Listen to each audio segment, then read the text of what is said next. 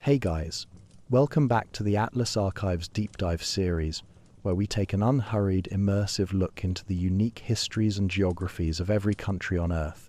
Tonight, our journey brings us to Benin, a nation small in size but immense in cultural and historical depth. Lying along the West African coast, Benin's landscapes stretch from the palm-fringed shores of the Atlantic to the rolling savannas of the north, carrying with them echoes of ancient kingdoms and enduring traditions. In this episode, we'll move calmly through the story of Benin, exploring its geography, its layered history, and the spirit of its people. From the powerful legacy of the Kingdom of Dahomey to the colourful energy of Porto Novo and Cotonou, from centuries-old voodoo rituals to the rhythms of everyday life, this is a tale of creativity, resilience, and transformation. Before we begin, let us know down in the comments where you're watching from and what time it is there. It's always amazing to see how far this community reaches across the world. And if you're enjoying these slow, cinematic explorations, don't forget to leave a like and subscribe so you don't miss the next country we dive into. Now, take a breath, get comfortable, and let's drift together into the story of Benin. Chapter 1: Introduction and Ancient Kingdoms. Before we begin our exploration, it is essential to clarify a matter that often causes confusion among those first encountering this history. The modern Republic of Benin, the nation we shall be examining throughout this series, is not to be confused with the ancient Kingdom of Benin. This historical kingdom, renowned for its magnificent bronze sculptures and sophisticated political systems, was actually located in what is now southern Nigeria, hundreds of kilometers to the east. The Kingdom of Benin had its capital in Edo, known today as Benin City in Nigeria's Edo state. The modern nation of Benin took its current name only in 1975, having previously been known as Dahomey since the 17th century. The name change was deliberate, chosen for its political neutrality among the country's diverse ethnic groups, as Dahomey recalled primarily the Fon-dominated Kingdom of Dahomey, whereas Benin referenced the broader Bight of Benin along the Atlantic coast. Let us now journey back through the mists of time to an era when the modern borders we recognize today did not exist, when the land that would become Benin was home to ancient peoples whose civilizations stretch back into prehistory. Archaeological evidence and oral traditions tell us that the territory of modern Benin has been inhabited since time immemorial, as is the case across much of the African continent. The earliest known inhabitants of this region were small-statured peoples, often referred to in historical literature as pygmies, remnants of whom can still be found in parts of Central Africa today. These ancient populations lived in scattered clans, organized around familial bonds and intimate knowledge of the forest environments that surrounded them. As the Great Sahara Desert underwent its long transformation from a fertile landscape into the arid expanse we know today, waves of migration brought new peoples southward into West Africa. These migrants from the ancient Sahara, fleeing prolonged droughts that contributed to desertification, gradually assimilated with the earlier inhabitants. Through generations of intermarriage and cultural exchange, they became the ancestors of the ethnically diverse populations that would later settle and cohabit in what became Benin. Among these groups were the Fon, Izo, Holi, Tofin, Aja, Wachi, Gien, Hweda, Hula, Gun, Yoruba, Batombu, Dendi, Fulbe, Bariba, Waba, and Yoa peoples, each contributing their unique traditions, languages, and customs to the region's cultural mosaic. The Gubi-speaking peoples occupy a particularly central place in the cultural history of what historians have termed the slave coast of West Africa. These ancestors, of nearly 8 million present-day speakers of the Aja-Ewe language continuum represent a linguistic family that belongs to the Kwa branch of the Niger-Congo language family. The Gibi languages are subdivided into 5 primary clusters: Aja, Ewe, Fon, Gen, and Flafera. These languages spread across a vast territory from eastern Ghana through Togo and into southern Benin, with Flafera speakers dispersed along the coasts of Togo, Benin, and western Nigeria. Oral traditions, passed down through generations of storytellers and griots, trace many Gbi-speaking polities back to dynastic dispersals from the town of Tado, believed to have been founded by migrants from Oyo or Ketu in the 13th century. Long before the Common Era, the peoples of this region began organizing themselves into more complex political structures. What began as family clusters of hunters, gatherers, and agriculturalists gradually evolved into villages, and these villages in turn developed into more sophisticated political entities. Major West African kingdoms began to emerge in this wider Sahelian context, establishing patterns of governance, trade, and cultural exchange that would shape the region for centuries to come. Archaeological excavations have revealed fascinating insights into these early societies. At sites across southern Benin, researchers have documented remains including ceramic sherds, iron slag, burials, refuse pits, and subterranean structures. These findings have allowed archaeologists to identify distinct cultural periods predating the rise of later, more famous kingdoms. One particularly revealing archaeological project identified 5 distinct phases and 3 cultural periods prior to the rise of Dahomey as a major power. Evidence suggests that settlement expansion and nucleation occurred from what researchers term the Yellow Pottery period, spanning from 670 to 540 years before the Common Era, through the Dahomey period, lasting from 870 to 1200 years after the Common Era. While some gaps in occupation are evident in the archaeological record, the material evidence suggests shifting settlement patterns tied to agricultural development, political pressures, and economic opportunities. These were not static societies, but dynamic communities, constantly adapting to changing circumstances. By approximately 1,000 years after the Common Era, clear evidence emerges of small-scale iron smelting in the region. This technological advancement would prove transformative, as iron tools revolutionized agriculture, enabling more efficient land clearing and cultivation. The iron industry expanded dramatically by 1400 after the Common Era, reaching industrial-scale production that would have seemed remarkable by any standard. More than 30 iron-working sites have been documented across southern Benin, featuring induced draft furnaces and extensive slag heaps that tell the story of massive productive output. Researchers have estimated that these sites produced over 4 million kilograms of iron between 1400 and 1600 after the Common Era. This surge in iron production likely responded to both regional demand and possibly long-distance trade with Sahelian states to the north. The development of iron-working technology represents one of the most significant technological achievements in the region's prehistory. Iron was not merely a material for tools and weapons, it became deeply embedded in the spiritual and political life of West African societies.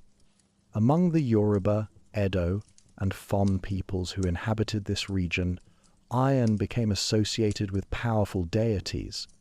The god Ogun among the Yoruba, Ogun among the Edo of the Kingdom of Benin, and Gu among the Fon of Dahomey, all embodied the power and potential of iron. These deities were not merely worshipped in abstract terms, but were intimately connected with the practical realities of agriculture, warfare, and state building. According to Fon mythology, When the Creator came to earth, he held Gu in his hand in the form of a gubasa, a ceremonial sword. With this iron implement, he cleared the forests and taught humans to build houses and till the soil. The Creator then taught people how to use metal so that they too could enjoy the power of Gu, a power that would enable them to secure food, cover their bodies, and protect themselves from the elements. This mythological framework reveals how deeply iron technology was woven into the very conception of civilization itself. Through their intimate connection with agriculture, hunting, craft skills, and warfare, iron implements became a metaphor for civilization and human achievement. The plateau regions of what would become Benin saw significant political development during this period. Prior to the emergence of centralized kingdoms, the Abomey Plateau was settled by numerous small tribes commonly known as the Gedevi. However, this inland plateau region suffered from a relative lack of resources compared to coastal areas. It also lacked direct access to the key trade routes that connected the interior of Africa with the coast, making it economically disadvantaged compared to neighboring territories.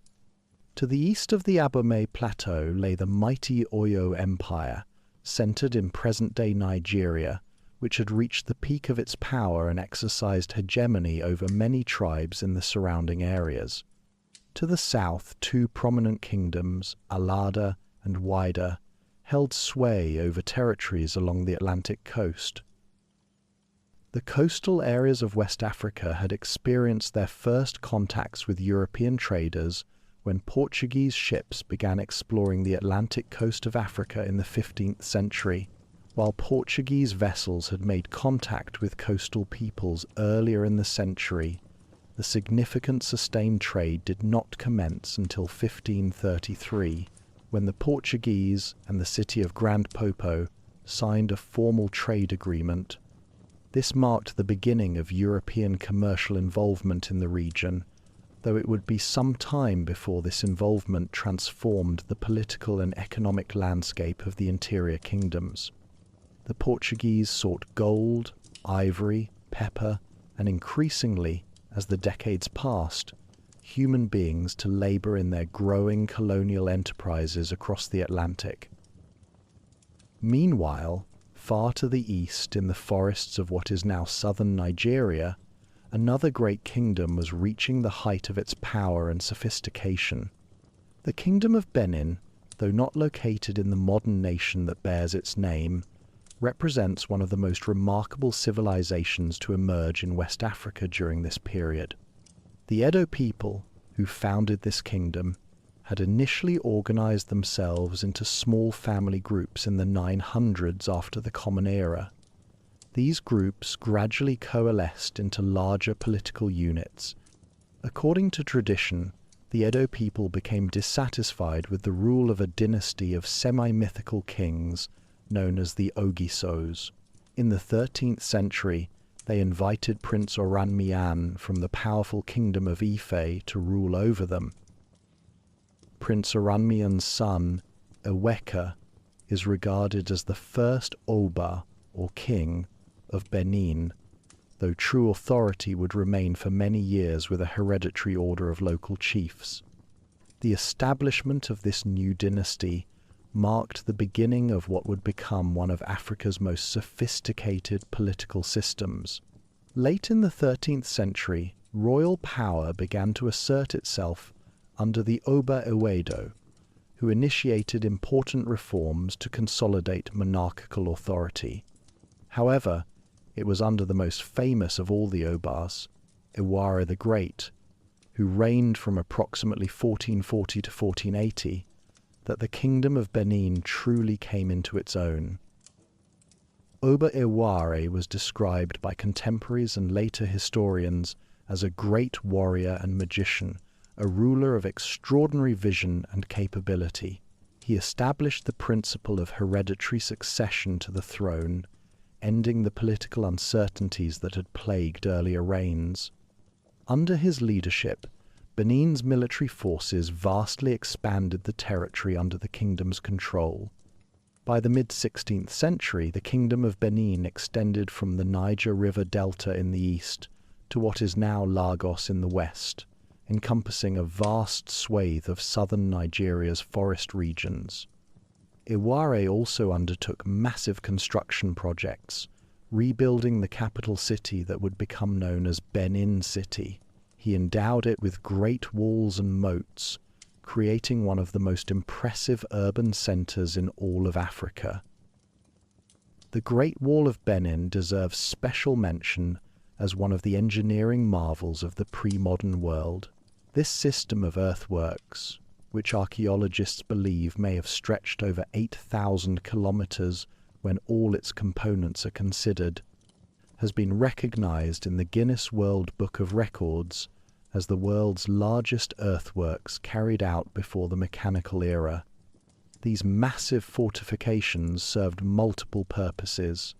They demarcated territory, provided defense against invaders, and demonstrated the organizational capacity and labor resources at the disposal of the Benin monarchy.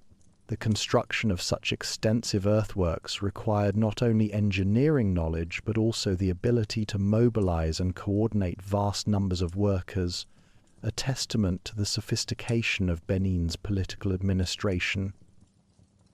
When Portuguese explorers first encountered Benin City in 1485, they were astounded by what they found. The Portuguese captain Lourenço Pinto, visiting in the 1600s, observed that the houses in Benin City were large and well constructed. He noted that the king's palace was beautifully decorated and reinforced with fine columns. Pinto made a remarkable comparison, stating that the palace alone was larger than Lisbon, then one of Europe's major capitals.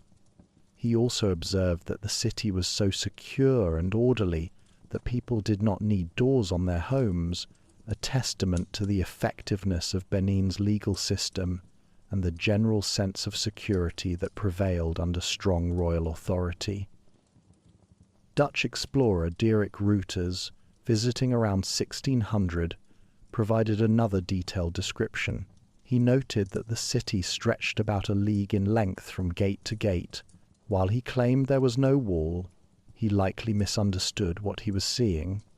Archaeologist Graham Connor has suggested that Reuters probably considered that a bank of earth was not a wall in the European sense, as he was accustomed to stone fortifications. Reuters did describe entering through a gate where he saw a very high bulwark, very thick and made of earth, with a very deep, broad ditch, which although dry was filled with high trees. This was clearly part of Benin's extensive defensive system, even if Reuters did not recognize it as such. The Kingdom of Benin's economy thrived on a sophisticated system of regional trade. Archaeological evidence and historical accounts reveal that Benin acted as a crucial middle trader between various kingdoms, facilitating the exchange of goods that it did not necessarily produce itself. Cotton textiles, semi-precious stone beads, fish, salt, yams, and cattle were among the many commodities that flowed through Benin's trade networks. The kingdom had developed its own currency systems well before direct European contact, using heavy horseshoe-shaped bracelets called manillas, as well as wiring and rods made from metals such as copper, brass, and bronze. Intriguingly, there is evidence that cowrie shells, which originated in Persia and the Maldives, were used as currency in Benin. Their presence points to extensive trade connections with northern African savanna kingdoms, which would have acquired these shells through trans-Saharan trade routes. Perhaps the most famous legacy of the Kingdom of Benin lies in its artistic achievements, particularly its bronze castings. The skill of bronze making began during the reign of Oba Ogwala and reached extraordinary heights during subsequent reigns. Benin's artists belonged to specialized guilds with hereditary membership and worked exclusively for the Oba. These craftsmen produced works of such technical mastery and aesthetic power that they are considered among the finest artworks ever created anywhere in the world. The famous Benin bronzes, which actually include works cast in bronze, brass, and copper alloys, as well as carved ivory pieces, depicted rulers, their families, courtiers, and important events in the kingdom's history. In the early 1600s, Dutch geographer Olfert Dapper described the royal palace as having beautiful and long square galleries about as large as the Exchange at Amsterdam, some even bigger, resting on wooden pillars and covered from top to bottom with cast copper plaques on which deeds of war and battle scenes were carved. During the 16th century, artisans of the Benin art guilds created hundreds, possibly thousands, of brass plaques that lined the pillars and walls of the palace complex. Historians believe these plaques were arranged in a specific sequence, forming narratives that chronicled the history and achievements of the kingdom and its rulers. The palace itself was an enormous complex with multiple courtyards, huge rooms and galleries, all serving as both the administrative center of the kingdom and a powerful statement of royal authority and cultural sophistication. Benin's artistic tradition extended beyond metalwork to include terracotta sculptures, ivory carvings, and elaborate regalia. The commemorative heads that adorned ancestral altars in the royal palace serve as particularly striking examples. Earlier heads were made from terracotta and appear less refined than later brass castings, with fuller features, wider noses, bigger eyes, and uneven beaded caps. Some historians believe these terracotta heads may have been used to store coral beads or served as models for the more prestigious brass versions that came later. The brass commemorative heads, often created in the 19th century, emphasized elaborate regalia and tended to be large and heavy, demonstrating both the technical capabilities of Benin's bronze casters and the kingdom's accumulated wealth.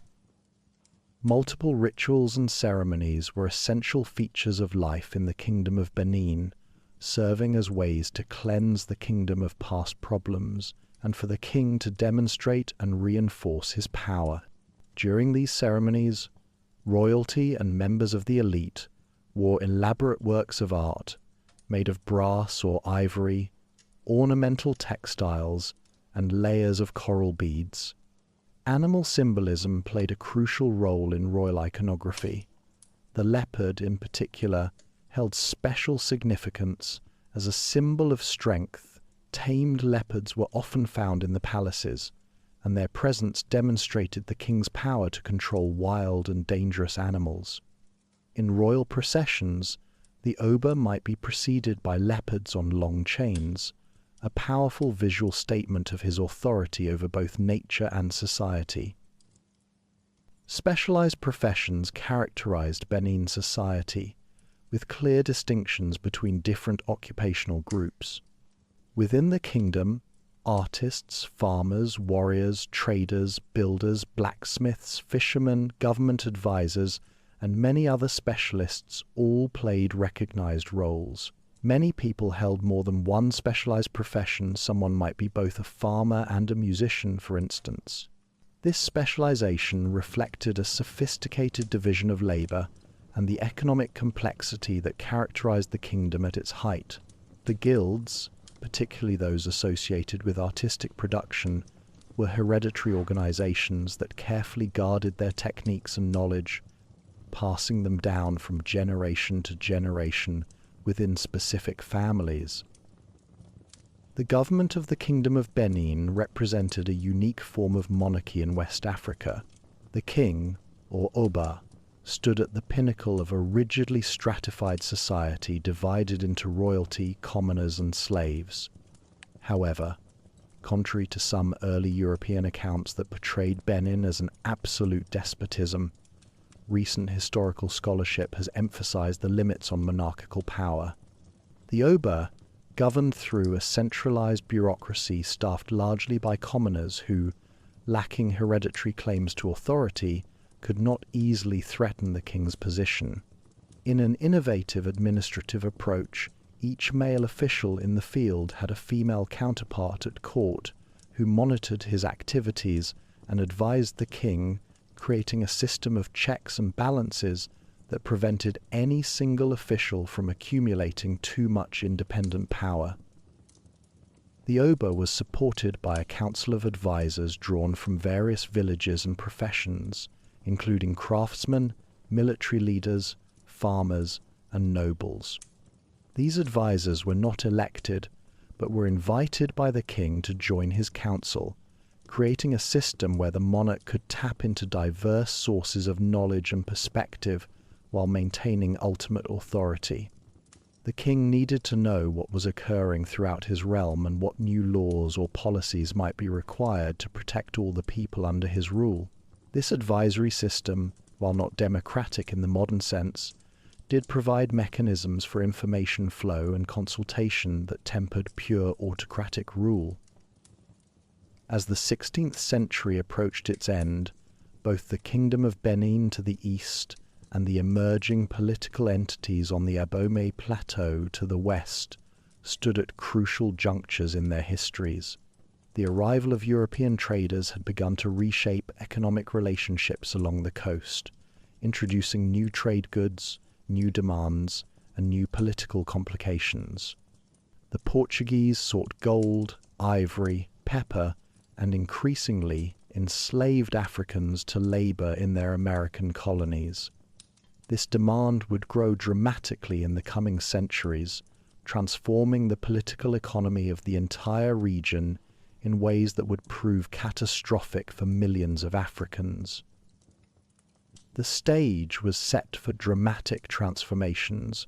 The Kingdom of Benin, at the height of its power and cultural achievement, would face new challenges from European commercial interests and from internal political dynamics. The peoples of the Abomey Plateau, economically disadvantaged and politically fragmented, would forge a new kingdom that would become one of the most powerful and controversial states in West African history. The transatlantic slave trade would reshape societies, disrupt traditional political systems, and create new forms of wealth and power, even as it brought suffering on an almost unimaginable scale. Iron, that metal that had symbolized civilization and human achievement, would increasingly be fashioned into weapons for a new kind of warfare, aimed at capturing human beings for sale, rather than conquering territory for settlement. Yet even in the face of these coming transformations, the foundations laid in these early centuries would endure. The cultural traditions, the artistic achievements, the political innovations, and the spiritual beliefs developed in this period would continue to shape the region's history through all the upheavals to come. The peoples of what would become Benin carried forward their heritage, adapting to new circumstances while maintaining connections to their past. As we shall see in our next exploration, the 17th century would bring the rise of the Kingdom of Dahomey, new configurations of power, and the full impact of European involvement in the region's affairs. But the ancient foundations we have explored tonight, the ironworking traditions, the artistic achievements, the sophisticated political systems, and the rich cultural heritage, these would remain as enduring legacies, testament to the creativity, resilience, and achievements of Africa's peoples long before the modern era began. Chapter 2: Kingdom of Dahomey and European Contact. As the 17th century dawned across West Africa, the stage was set for the emergence of a kingdom that would profoundly shape the history of the region that would one day become the Republic of Benin.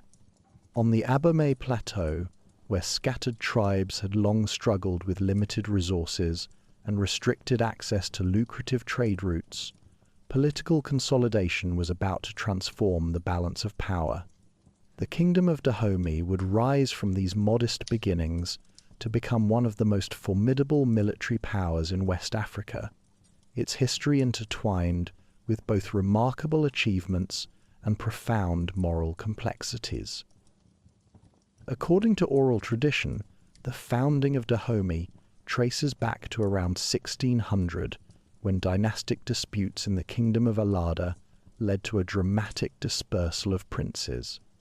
The most common founding myth speaks of a Fon prince named Agasu, who attempted to claim the throne of Tado but lost the struggle and instead took control of Alada.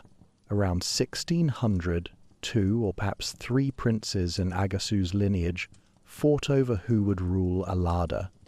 Rather than continue the conflict, it was decided that the princes would leave and establish new kingdoms. One prince, Tigbanlin, went south and founded the city that would become Porto Novo on the coast. The other, Duaklin, moved north to the Abomey plateau, where he would lay the foundations of Dahomey. These two kingdoms, Porto Novo and Dahomey, would remain rivals throughout much of their histories. The very name Dahomey emerged from a legendary act of violence that established the kingdom's character. Duaklin's son, Dakadonu, was granted permission to settle on the plateau by the Gadavi chiefs who controlled the area. However, when Dakadonu requested additional land from a prominent chief named Dan, the relationship turned hostile. Dan responded with sarcasm, asking whether he should open up his belly and build Dakadonu a house inside it. For this insult, Dakadonu killed Dan on the spot and ordered that his new palace be built on that very site. The kingdom's name derived from this violent founding moment. Dan meaning chief, Exo meaning belly, and me meaning inside of, in the Fon language. From its very inception, Dahomey was a state forged through conquest and the assertion of power. The foundational king of Dahomey is generally considered to be Huegbadja, who ruled from approximately 1645 to 1685. Huegbadja transformed what had been a collection of settlements into a cohesive state. He built the royal palaces of Abomey, which would serve as the kingdom's ceremonial and administrative heart for centuries to come. Under his leadership, Dahomey began raiding and taking over towns beyond the Abomey plateau, establishing the pattern of military expansion that would characterize the kingdom throughout its existence.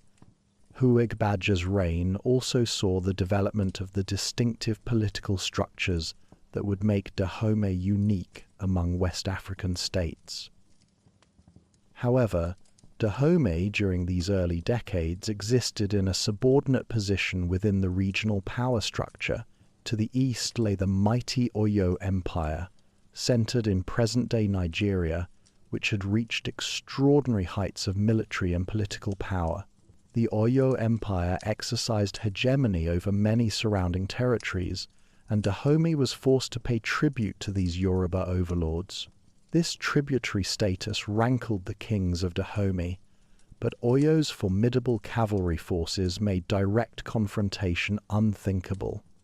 The tribute payments drained Dahomey's resources and served as a constant reminder of the kingdom's subordinate status in the regional hierarchy. To the south, the coastal kingdoms of Alada and Wydar controlled access to the Atlantic Ocean and to the European traders who had begun arriving in increasing numbers. These coastal states had grown wealthy through trade with Portuguese, Dutch, and British merchants. The Europeans sought gold, ivory, pepper, and increasingly enslaved human beings to labor in the plantations and mines of the Americas. The transatlantic slave trade was transforming the political economy of West Africa, creating new incentives for warfare and new sources of wealth for those kingdoms that could supply captives to the European traders. Dahomey, landlocked on the interior plateau, found itself cut off from direct participation in this lucrative commerce. King Agaja, grandson of Huegbadja, ascended to the throne in 1718 and would prove to be one of the most consequential rulers in Dahomey's history. Agaja recognized that Dahomey's future prosperity and independence required access to the coast and to European trade. He began building up Dahomey's military forces, creating a professional standing army that numbered around 10,000 soldiers. What Dahomey lacked in numerical superiority compared to some neighbors, it compensated for through superior discipline, organization, and arms. Agaja was particularly eager to acquire firearms from European traders, understanding that these weapons would provide decisive advantages in warfare against rivals who still relied primarily on traditional weapons. By 1720, King Agaja had begun his campaign of expansion. He repudiated Dahomey's tributary obligations to Alada and increased military activity throughout the region. In 1724, Agaja offered his military forces to assist with a succession dispute within Alada. However, in an act of calculated treachery, he turned his forces against Alada's army and conquered the city, temporarily relocating his capital from Abomey to this newly conquered territory. This conquest was particularly significant because Alada was, according to oral tradition, the ancestral homeland of Dahomey's royal family. 3 years later, in 1727, Agaja achieved an even more important victory when he conquered the coastal city of Whydah. The conquest of Whydah transformed Dahomey's strategic position fundamentally. Whydah was one of the major ports along the West African coast, where European merchants had established trading forts and conducted extensive commerce. With control over Whydah, Dahomey gained direct access to European trade and to the enormous profits of the transatlantic slave trade. The kingdom could now exchange captives taken in warfare for firearms, gunpowder, textiles, alcohol, and other European goods. This access to advanced weaponry further enhanced Dahomey's military capabilities, creating a self-reinforcing cycle where military success brought wealth and weapons that enabled further military expansion. However, Agaja's conquests brought new challenges. In 1729, he began warfare against the Oyo Empire. This proved to be a miscalculation. The Oyo Empire's cavalry forces repeatedly devastated Dahomeyan territories. The war continued from 1728 until 1740, ending with Dahomey forced to accept tributary status. Dahomey would continue paying tribute to Oyo for nearly a century, until the Oyo Empire's decline finally freed Dahomey from this subordination. It was during the conflicts of the 1720s that the world first glimpsed what would become one of Dahomey's most distinctive military innovations. When Agaja moved his army to reclaim Whydah from the returning royal family, European observers noted that a significant portion of his forces consisted of women dressed as warriors. This may have been the origin of what would become known to Europeans as the Dahomey Amazons, though the women themselves called themselves Mino, meaning our mothers, or Ahosi, meaning the king's wives. The emergence of this all-female military force likely resulted from the devastating casualties that Dahomey's male population suffered in the constant warfare with neighboring states, and from the sale of male captives into Defering 5, slavery. The Mino would develop over subsequent reigns into one of the most formidable military forces in West Africa. King Gezo, who ruled from 1818 to 1858, placed particular importance on the female warriors, formalizing their training and structure. The women soldiers were recruited from multiple sources. Some were free Dahomeyan women who volunteered for military service. Others were enrolled from as young as 8 years old. Still others were sent to the army by fathers or husbands who complained about their behavior to the king. Life in the Mino was rigorous and demanding. The women underwent intensive physical training, developing extraordinary strength and endurance. They practiced with various weapons including rifles, swords, spears, knives, and clubs. The warriors were organized into distinct regiments, each with specialized functions. The Gebeto, or huntresses, originally served as elephant hunters. The Gulohento, or rifle women, excelled in combat. The Nyekplohento, or reapers, were perhaps the most feared, wielding razor-sharp knives. The Gohento, or archers, were expert markswomen. The Agbalya, or gunners, operated heavy artillery. The Mino occupied a unique position in Dahomeyan society. As wives of the king, they were forbidden from relations with other men. They lived in the royal palace and enjoyed considerable privileges, receiving regular supplies of tobacco, alcohol, and even enslaved servants. When they ventured outside, a servant walked ahead, ringing a bell, warning men to turn away. The Mino commanded genuine respect and fear throughout the kingdom. By the mid-19th century, the Mino numbered between 1,000 and 6,000 women, comprising approximately one-third of Dahomey's entire military force. European observers consistently praised their discipline, courage, and effectiveness. French soldiers later reported that the female warriors fought with extreme valor and displayed outstanding bravery. The women were consistently judged superior to male soldiers in both effectiveness and courage. Throughout the 18th and 19th centuries, Dahomey thrived through its participation in the transatlantic slave trade. The kingdom's military campaigns were organized specifically to capture people for sale to European traders at Whydah. Kings Tegbesu, Kepengla, and Agonglo all continued and expanded the slave trade, bringing enormous wealth into the royal treasury. After King Adandozan was overthrown in 1818, King Gezo brought Dahomey to the height of its power. Gezo heightened the splendor of the court, encouraged artistic production, and refined the bureaucratic administration. His armies freed Dahomey from paying tribute to the declining Oyo Empire. However, after 1840, Dahomey's fortunes changed dramatically. Great Britain succeeded in ending the overseas slave trade. The British Royal Navy established a naval blockade along the African coast. European nations pressured African kingdoms to abandon the slave trade, representing a fundamental economic crisis for Dahomey. King Gezo accomplished a transition from slave exports to palm oil production. Captives were now kept within Dahomey and forced to work on royal palm oil plantations. However, palm oil was far less lucrative than the slave trade had been, and an economic decline followed.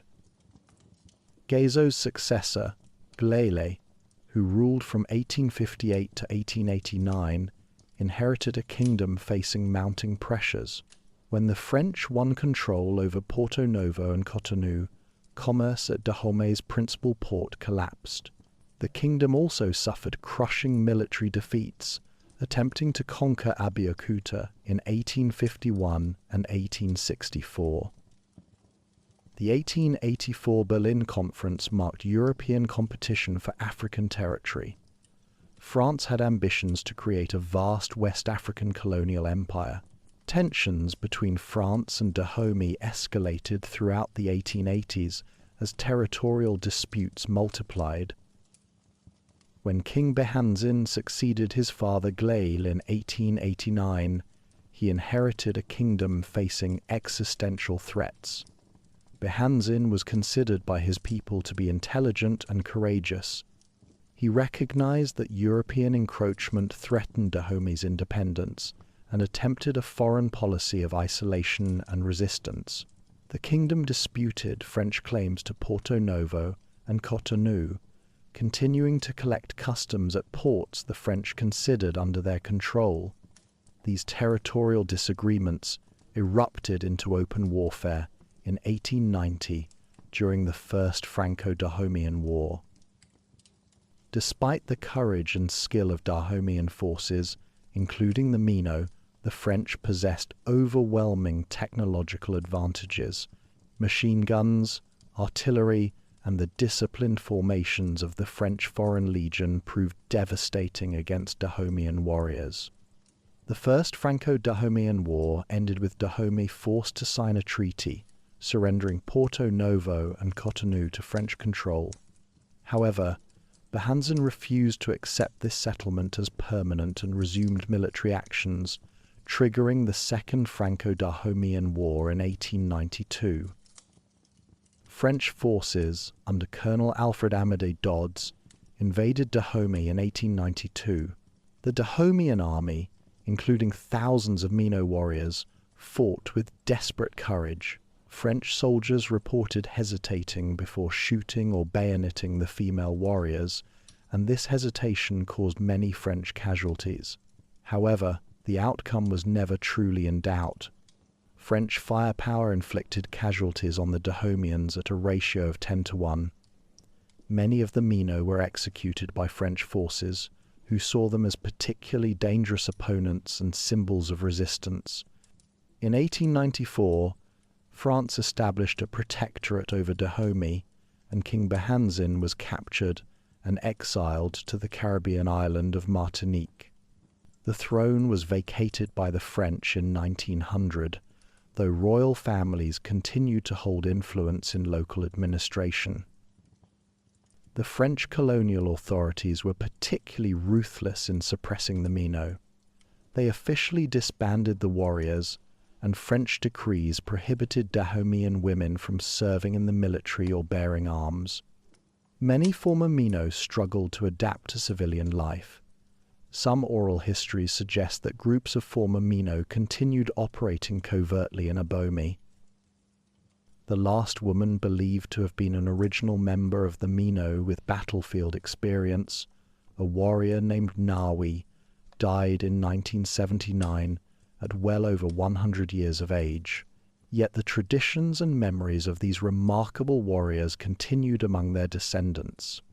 The Mino became symbols of female strength and martial prowess, inspiring renewed interest in recent decades through films, literature, and popular culture. The Kingdom of Dahomey, which had existed since approximately 1600, formally ceased to exist in 1904 when it was fully absorbed into the French colonial system. The territory became French Dahomey, with its capital at Porto Novo rather than the traditional capital of Abomey. The area would remain under French control until 1960, when it gained independence as the Republic of Dahomey. It was only in 1975 that the country adopted its current name, Benin, chosen for its political neutrality among the nation's diverse ethnic groups. The legacy of the Kingdom of Dahomey remains complex. The kingdom demonstrated remarkable military innovation and sophisticated political organization. The Mino warriors represented an extraordinary phenomenon in military history, yet Dahomey's prosperity rested fundamentally on violence and human trafficking. The kingdom's participation in the transatlantic slave trade resulted in the enslavement of tens of thousands of Africans. This moral complexity cannot be ignored in any honest assessment of Dahomey's historical significance. As the 19th century closed, the political map of West Africa had been fundamentally redrawn by European colonialism. The Kingdom of Dahomey had fallen to French military might. The Mino had been disbanded. The transatlantic slave trade had ended, though its terrible legacy would endure. The territory that would become the Republic of Benin now entered a new chapter characterized by colonial domination. But the memories of Dahomey's power, the legacy of the Mino's courage, and the complex history of this remarkable kingdom would continue to resonate through the decades ahead, shaping how the people of Benin understood their past and imagined their future. Chapter 3: Colonial Period and Path to Independence. The fall of the Kingdom of Dahomey in 1894 marked the beginning of a new and profoundly different chapter in the history of the territory that would eventually become Benin. The French conquest transformed not merely political boundaries, but the very fabric of society, economy, and culture. For more than 6 decades, the people who inhabited this region would live under colonial rule, experiencing exploitation and oppression, but also developing new forms of resistance, identity, and ultimately a movement toward independence that would reshape their destiny. Following the defeat of King Behanzin and the disbanding of the Mino warriors, France moved quickly to consolidate its control. A decree dated June 22, 1894, formally created the Colony of Dahomey and dependencies. The French initially called the territory Benin, after the Bight of Benin along the Atlantic coast, but in 1894 renamed it Dahomey after the recently conquered kingdom. This name would persist until 1975, when the independent nation would choose a new identity. In 1904, Dahomey was incorporated into the larger administrative structure of French West Africa, a vast colonial federation that stretched across much of the western portion of the continent. The French colonial administration established in Dahomey was highly centralized and tightly controlled, designed to serve 2 primary objectives: maintaining order and extracting economic value. To accomplish these goals, the French created an administrative hierarchy that extended from the governor in the coastal capital through various layers of bureaucracy down to local chiefs who were co-opted into the colonial system. The traditional political structures that had existed for centuries were not entirely destroyed, but were fundamentally altered, with local rulers transformed into functionaries of the colonial state, their authority now derived from French power rather than from their own people's traditions and customs. In 1895, the colonial administration undertook a territorial division of Dahomey, creating cantons, subdivisions, and circles equivalent to arrondissements, communes, and provinces. These administrative units often cut across traditional ethnic and political boundaries, creating artificial groupings that would have lasting consequences. The present frontiers of what would become Benin were not established immediately, but evolved through a series of boundary agreements with other European powers. The Anglo-French Convention of 1898 settled the boundary between French and British spheres, conceding the Kingdom of Niki to France. The boundary with German Togo to the west was settled by Franco-German conventions in 1885 and 1899. The colony's final borders were established in 1909, when boundaries with the neighbouring French colonies of Upper Volta and Niger were delimited. The economic system imposed by the French was designed to serve colonial interests rather than local needs.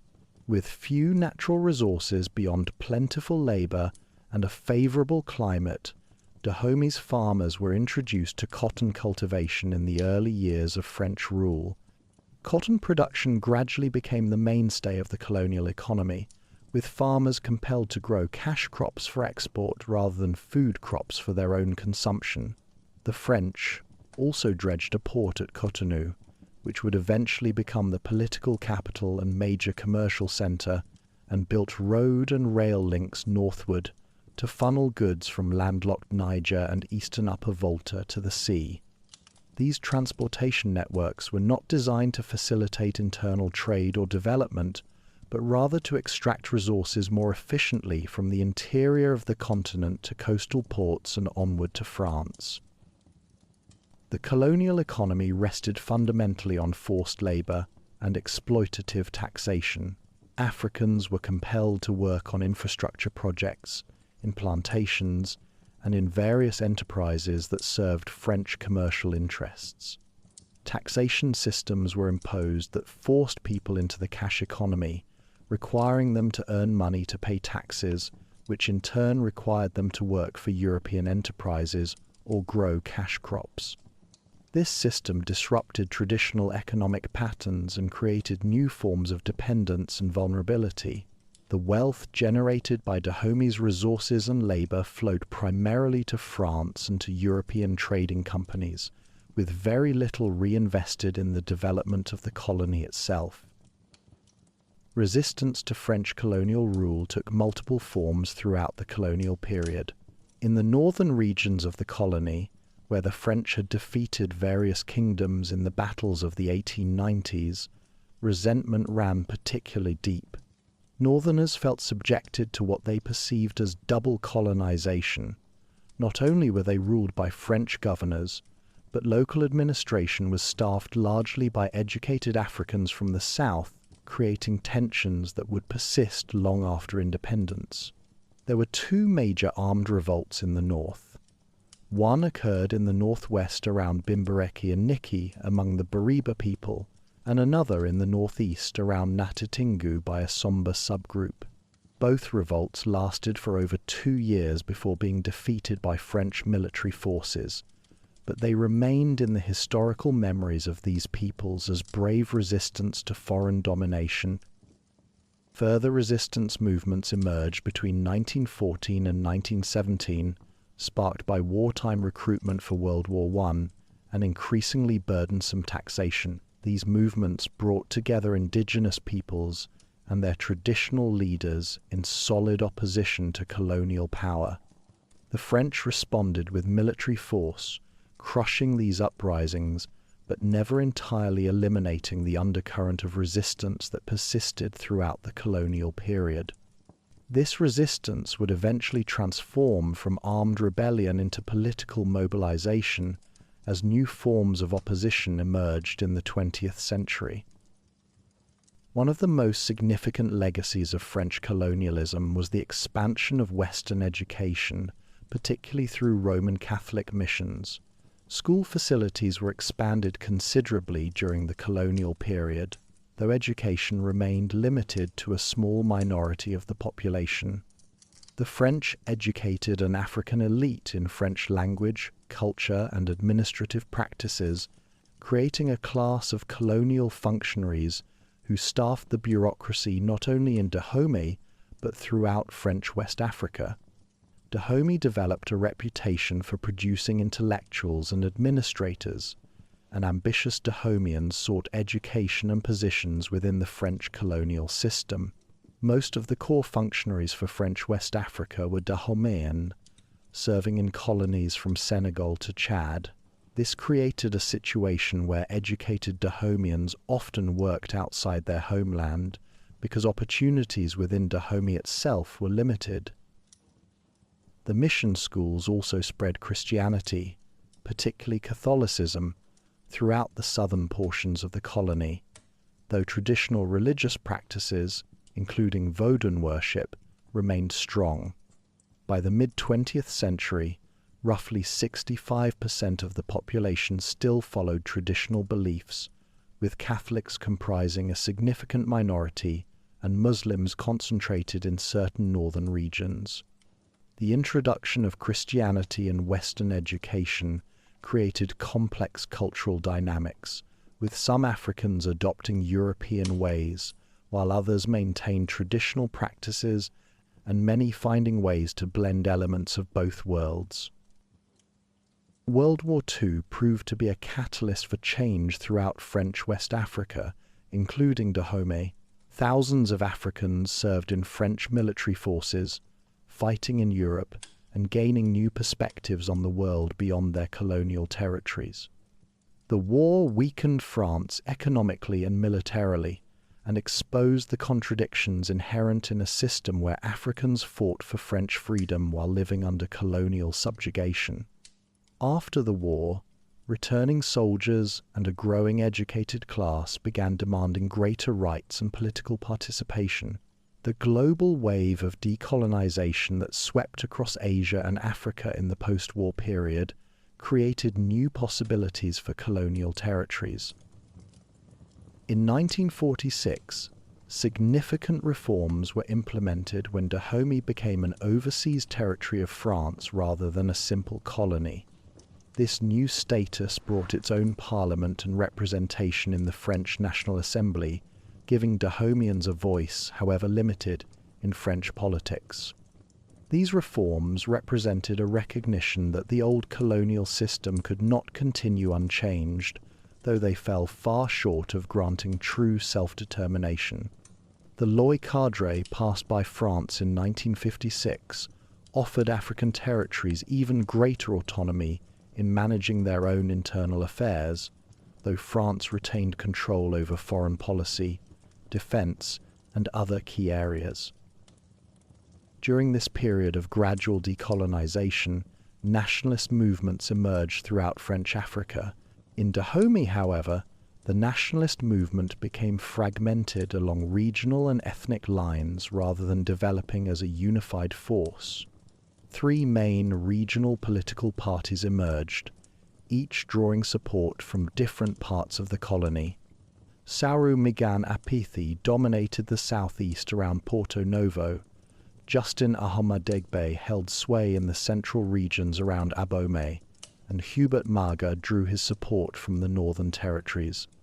These three leaders, often referred to as the Big Three, would dominate Dahomeyan politics for decades, but their regional bases and personal rivalries prevented the formation of a unified national movement.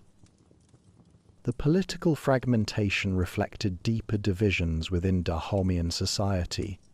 The South had experienced longer and more intensive contact with Europeans through coastal trade. Southern communities had greater access to Western education through mission schools and had produced the educated elite that staffed the colonial bureaucracy. The North, conversely, had been incorporated into the colony later, had fewer educational facilities, and maintained stronger ties to traditional political and social structures. These north-south divisions were compounded by ethnic diversity, with the Fon dominating the central region, Yoruba and Adja peoples in the south, and Bariba, Somba, Fulani, and other groups in the north. Roughly 40% of the population were Fon, but no single ethnic group commanded a clear majority. On December 4th, 1958, a crucial milestone was reached when Dahomey became a self-governing republic within the French community. The French Fifth Republic, established that year, transformed the French Union into the French Community, offering member territories greater autonomy while maintaining ties with France. Dahomey now controlled its own internal affairs, though France retained significant influence. This was not yet full independence, but it represented a substantial step towards self-determination. The territory had its own government, led by Premier Hubert Maga, who had emerged as the dominant political figure during this transitional period. The final step came less than 2 years later. On August 1st, 1960, the Republic of Dahomey gained full independence from France. The date is celebrated annually as Independence Day, a national holiday marking the end of over 6 decades of colonial rule. Hubert Maga, who had served as premier during the autonomous period, became the new nation's first president. The independence celebration was enormous, with festivities throughout the country marking this historic moment. After centuries as part of various African kingdoms and then as a French colony, the people of Dahomey were now citizens of an independent nation.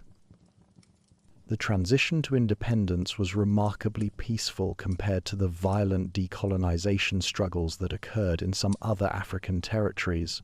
There was no protracted war of independence, no massive uprising against colonial rule.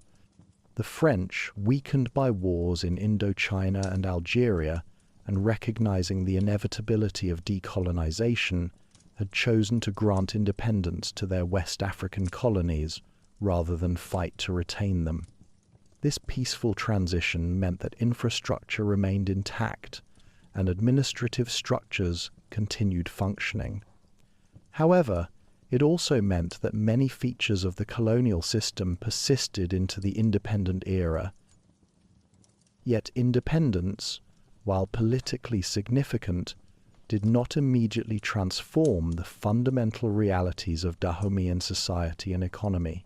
The new nation inherited an economy structured to serve colonial interests, dependent on cotton exports and serving as a transit point for goods from landlocked neighbors. The transportation networks ran from the interior to the coast, designed for extraction rather than internal development. The educated class that took over the government had been trained in French colonial administration and often maintained close ties with France. The regional and ethnic divisions that had characterized politics during the decolonization period did not disappear with independence, but instead intensified as different factions competed for control of the newly independent state. The first years of independence would prove turbulent. In the words of historian Martin Meredith, the young Republic of Dahomey was encumbered with every imaginable difficulty. A small strip of territory jutting inland from the coast, it was crowded, insolvent, and beset by tribal divisions, huge debts, unemployment, frequent strikes, and an unending struggle for power between rival political leaders. The optimism of Independence Day would soon give way to a more sobering reality as the enormous challenges of building a viable nation-state became apparent. The colonial period had fundamentally transformed the territory and its peoples. Traditional political structures had been disrupted or co-opted. Economic patterns had been reoriented toward external markets and colonial interests. New forms of social stratification had emerged, with an educated elite distinct from traditional authorities and the mass of the population. Regional inequalities had been reinforced, with the South developing differently from the North. New religious influences had been introduced, creating a complex religious landscape. Western education had created new opportunities for some, while leaving most without access to formal schooling. The French language had become the language of government and education, even as indigenous languages remained the primary means of communication for most people. At the same time, the colonial experience had created the territorial boundaries and administrative structures of what would become Benin. It had brought together diverse peoples under a single political entity, however artificial that entity might have seemed. It had created new forms of political consciousness and new aspirations for self-determination. The educated elite that would lead the independent nation had been shaped by both their African heritage and their exposure to European ideas. The resistance to colonialism, both armed and political, had created traditions of opposition that would influence post-independence politics.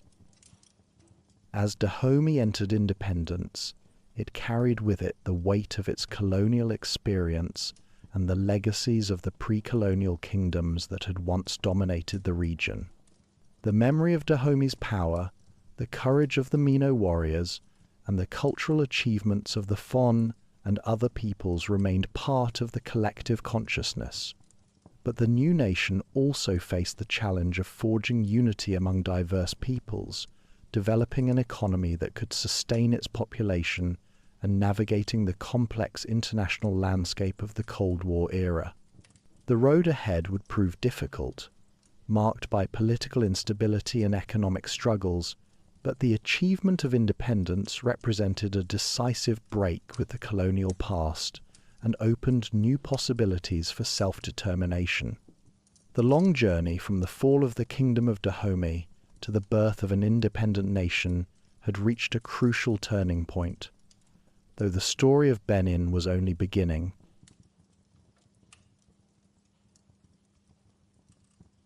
Chapter 4: Post-Independence and Modern History. The dawn of independence brought both promise and profound challenge to the newly sovereign nation of Dahomey.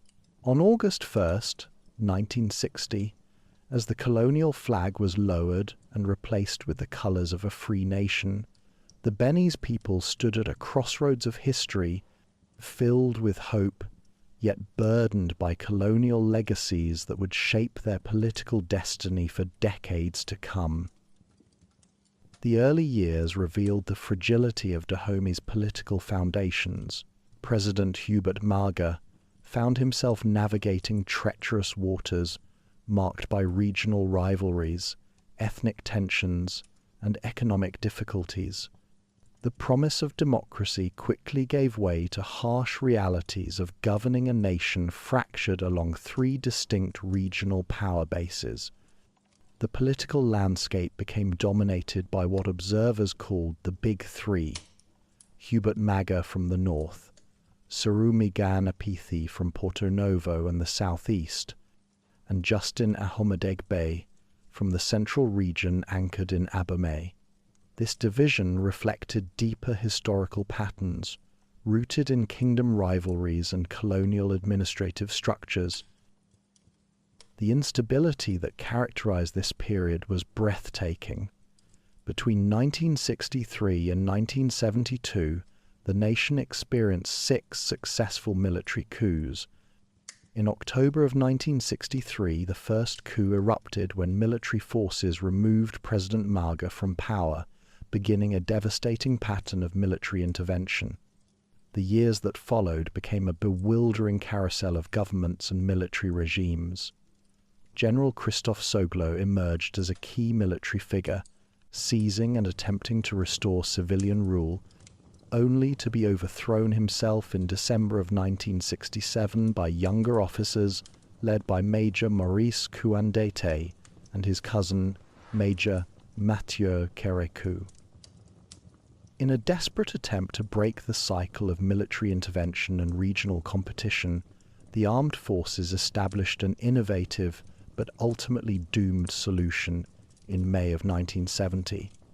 The Presidential Council brought together the Big Three in a power-sharing arrangement where each would serve as head of state for 2-year terms in rotation. The plan seemed elegant in theory. Maga would serve first, followed by Ahomedegbe, then Apithi, creating a balance that might finally bring stability to the fractured nation. For a brief moment, this arrangement appeared to succeed. The first peaceful transfer of power from Maga to Ahomedegbe occurred on May 7, 1972, raising hopes that Dahomey had finally discovered a formula for peaceful governance. But these hopes proved illusory. On October 26, 1972, young military officers, led by Major Mathieu Kérékou, staged what would become the final coup of this tumultuous period, permanently ending the triumvirate system and ushering in an entirely new chapter. The October coup dissolved the National Assembly, suspended the Constitution, and abolished the Presidential Council. Unlike the chaos that had preceded it, this military takeover would bring unprecedented stability, though at the cost of political pluralism and individual freedoms that would not return for nearly 2 decades. Kérékou's initial years in power were marked by ideological uncertainty. He declared that Dahomey's revolution would not burden itself by copying foreign ideologies, rejecting communism, capitalism, and socialism alike. However, this nationalist stance proved transitional. On November 30th, 1974, Kérékou announced before a stunned assembly in Abomey that his government would formally adopt Marxism-Leninism. Influenced by young revolutionary advisors known as the Ligueurs, the nation shifted toward the Soviet Union, while Kérékou maintained relationships with Western countries. On November 30th, 1975, exactly 1 year later, Kérékou changed the nation's name from the Republic of Dahomey to the People's Republic of Benin, honoring the historic Benin Empire. November 30th became the National Day, commemorating the 3 glorious days. The new Marxist-Leninist state embarked on ambitious transformation. Banks and petroleum were nationalized. The People's Revolutionary Party of Benin became the sole legal party, and traditional power structures were systematically dismantled in pursuit of a modern socialist society. The military regime proved rigid in pursuing ideological goals through the mid to late 1970s, systematically eradicating feudal forces, including tribalism and traditional authority.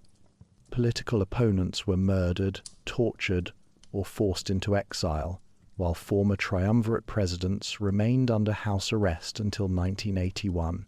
Yet despite relative political stability, the People's Republic faced mounting economic challenges. The nationalized state sector became plagued by inefficiency and corruption, agricultural production suffered, and the economy remained dependent on cotton exports and informal trade with Nigeria. By the early 1980s, revolutionary fervor moderated as economic realities forced pragmatic adjustments. Many state companies were closed, and foreign investment was sought. The economic situation deteriorated dramatically as the decade progressed. Nigeria's border closure dealt a devastating blow to government revenues. The state couldn't pay civil servant salaries for months. The commercial bank of Benin collapsed, and communities were paralyzed by lack of resources. Student protests erupted in January of 1989, evolving from strikes over unpaid salaries into broader demands for political reform. Teachers and unions joined, demonstrations intensified, and 2 military coup plots were discovered. Facing economic catastrophe, Kerikou accepted an IMF structural adjustment program requiring draconian measures that only intensified unrest. The fall of Eastern European communism further weakened the regime's ideological foundations. On December 7, 1989, President Kerikou announced the abandonment of Marxism-Leninism, liquidating the political bureau and closing the party's central committee. This dramatic reversal, forced by economic collapse and popular pressure, opened doors to fundamental transformation. The government convened a national conference of active forces from February 19 to 28, 1990. 493 delegates, including politicians, civil society leaders, religious figures, union representatives, and professionals from various sectors, gathered under Archbishop Isidore de Souza's chairmanship in what would become a watershed moment not only for Benin but for the entire African continent. The National Conference declared itself sovereign and independent from government control, proclaiming its decisions binding and enforceable. This bold assertion of popular sovereignty represented a revolutionary break from authoritarian rule. Delegates suspended the Marxist-Leninist constitution and commissioned a new democratic one for popular referendum. On February 21st, in an extraordinary moment that stunned observers worldwide, President Kerikou appeared before the conference to publicly confess his government's errors, ask forgiveness for failures, and accept responsibility for the nation's suffering. This act of humility by a former military dictator was virtually unprecedented in African politics and signaled the genuine nature of the transformation underway. The conference dramatically curtailed presidential powers, stripping Kerikou of most authority, including control over the defense portfolio, while allowing him to remain as ceremonial head of state during the transition. Nicéphore Soglo, a highly respected economist who had worked for the World Bank, was appointed Prime Minister to lead the transition government. The High Council of the Republic was established to oversee preparations for democratic elections, creating institutional frameworks that would guide the nation toward multi-party democracy. On December 2, 1990, Benin's citizens overwhelmingly approved the new constitution in a referendum, formally establishing a multi-party democratic republic with separation of powers, guaranteed fundamental rights and freedoms, presidential term limits of 2 5-year terms, and an independent judiciary. The new constitutional framework reflected hard lessons learned from decades of instability and embodied the collective wisdom of a nation determined to prevent future authoritarian rule. In March 1991, presidential elections offered the nation its first genuinely competitive democratic vote since independence.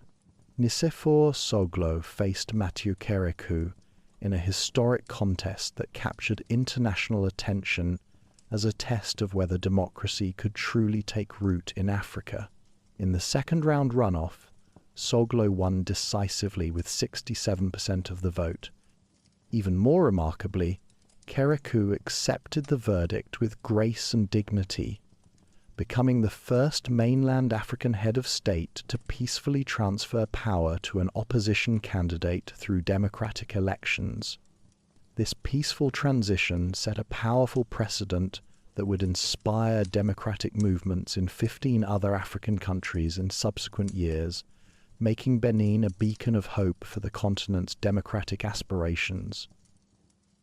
President Soglo's administration from 1991 to 1996 focused intensively on economic reform and reviving the devastated economy inherited from the Marxist-Leninist period.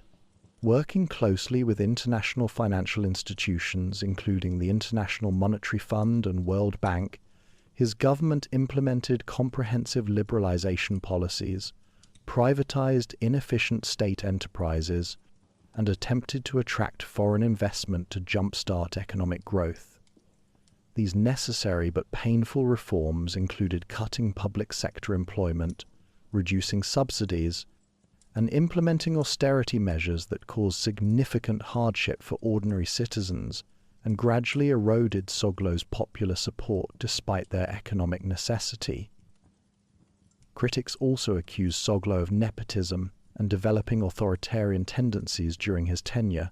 His wife, Rosine Soglo, played an unusually prominent political role that drew both admiration and criticism, with some viewing her influence as excessive.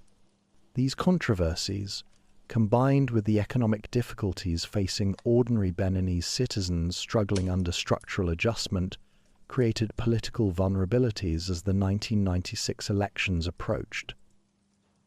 In a stunning comeback that demonstrated both the vitality of Benin's young democracy and Kérékou's remarkable political adaptability, the former military dictator returned to power in the March 1996 presidential election.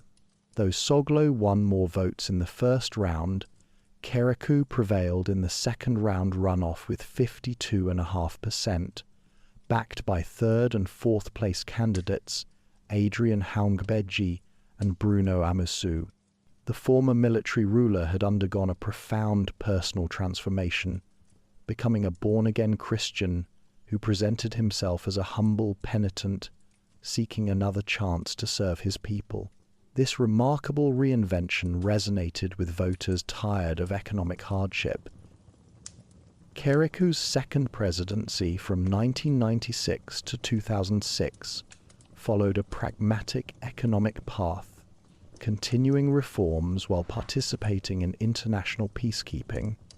The 2001 election proved controversial when Soglo and Haungbeji refused to participate in the runoff, alleging fraud, but constitutional frameworks held.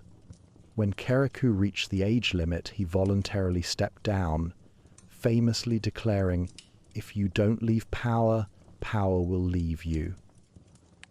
In March 2006, Thomas Boni Yayi, a former West African Development Bank head and political outsider, won decisively with nearly 75%, demonstrating democracy's continuing vitality.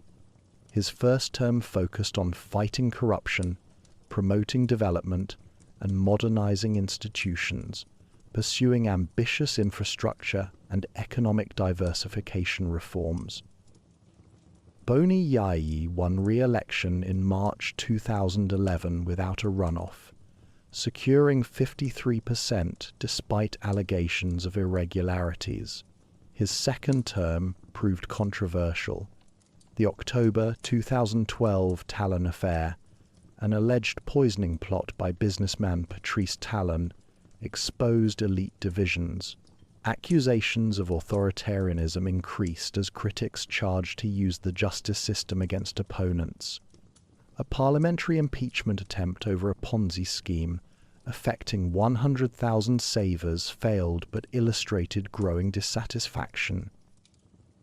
The 2016 election brought Patrice Talon to power. The pardoned businessman defeated Boni Yayi's chosen successor, Lionel Zinsou, promising to defend democratic institutions, modernize the economy, and limit himself to a single term. However, Talon's presidency has proven deeply controversial, marked by significant democratic backsliding. Stringent 2018 electoral requirements, with dramatically increased fees, prevented opposition parties from participating in 2019 legislative elections. Turnout plummeted to 23% from 66%, representing a fundamental breach of competitive democracy. The 2021 presidential election continued this pattern, with new endorsement requirements and fees effectively blocking serious opposition. Only 2 weak challengers competed. Turnout was low. An opposition figure, Rekia Madugu, faced arrest on what many considered politically motivated terrorism charges, later receiving a 20-year sentence. The judiciary has been increasingly politicized, with Talon appointing his personal lawyer as Constitutional Court President in 2018. Media freedom deteriorated significantly with suspended outlets, harassed journalists, and increased self-censorship. Reporters Without Borders ranked Benin 112th out of 180 countries on press freedom in 2023. The January 2023 legislative elections showed slight improvement when 3 opposition parties competed, with Les Démocrates winning 28 seats. However, pro-Talon parties retained 81 of 109 seats. In September 2024, authorities announced thwarting an alleged coup, arresting high-ranking figures including former Minister Oswald Homke and businessman Olivier Boko, raising questions about whether genuine threats existed or whether this eliminated potential rivals. Despite democratic setbacks, Talon's administration implemented significant economic reforms. Government revenues increased, corruption rankings improved, and infrastructure investments were substantial. Social spending rose from 32.6% to 43.8%. The IMF and World Bank praised economic management, providing substantial funding, including $200 million in December 2023. Security challenges emerged in northern regions. Jihadist groups, especially Al-Qaeda, affiliated Jama'at Nasr al-Islam wal Muslimin, launched increasing attacks. In January 2025, J&E fighters killed at least 28 soldiers in Benin's deadliest military assault, underscoring growing threats. Benin's current state represents a cautionary tale of democratic backsliding in seemingly consolidated democracies. Freedom House downgraded the nation from free to partly free, yet resilience remains. Opposition's parliamentary return in 2023, occasional judicial independence, and enduring civil society suggest democratic forces persist. Former presidents Soglo and Boni Yayi have become vocal critics, invoking the 1990 National Conference legacy. The tension between economic development and political freedom continues defining contemporary Benin. While the Talon administration argues reforms modernize the country and end corruption, critics contend democratic rights and political competition are essential for sustainable development. As Benin approaches 2026 elections, the nation stands at another crossroads. Will it reclaim the democratic legacy established in 1990, or continue down an authoritarian path? The answers will resonate across West Africa and the broader continent, where democratic progress remains fragile. The nation that once inspired democratic transitions now reminds us how quickly hard-won freedoms can erode when institutions weaken, opposition is suppressed, and competitive democracy is abandoned for concentrated power.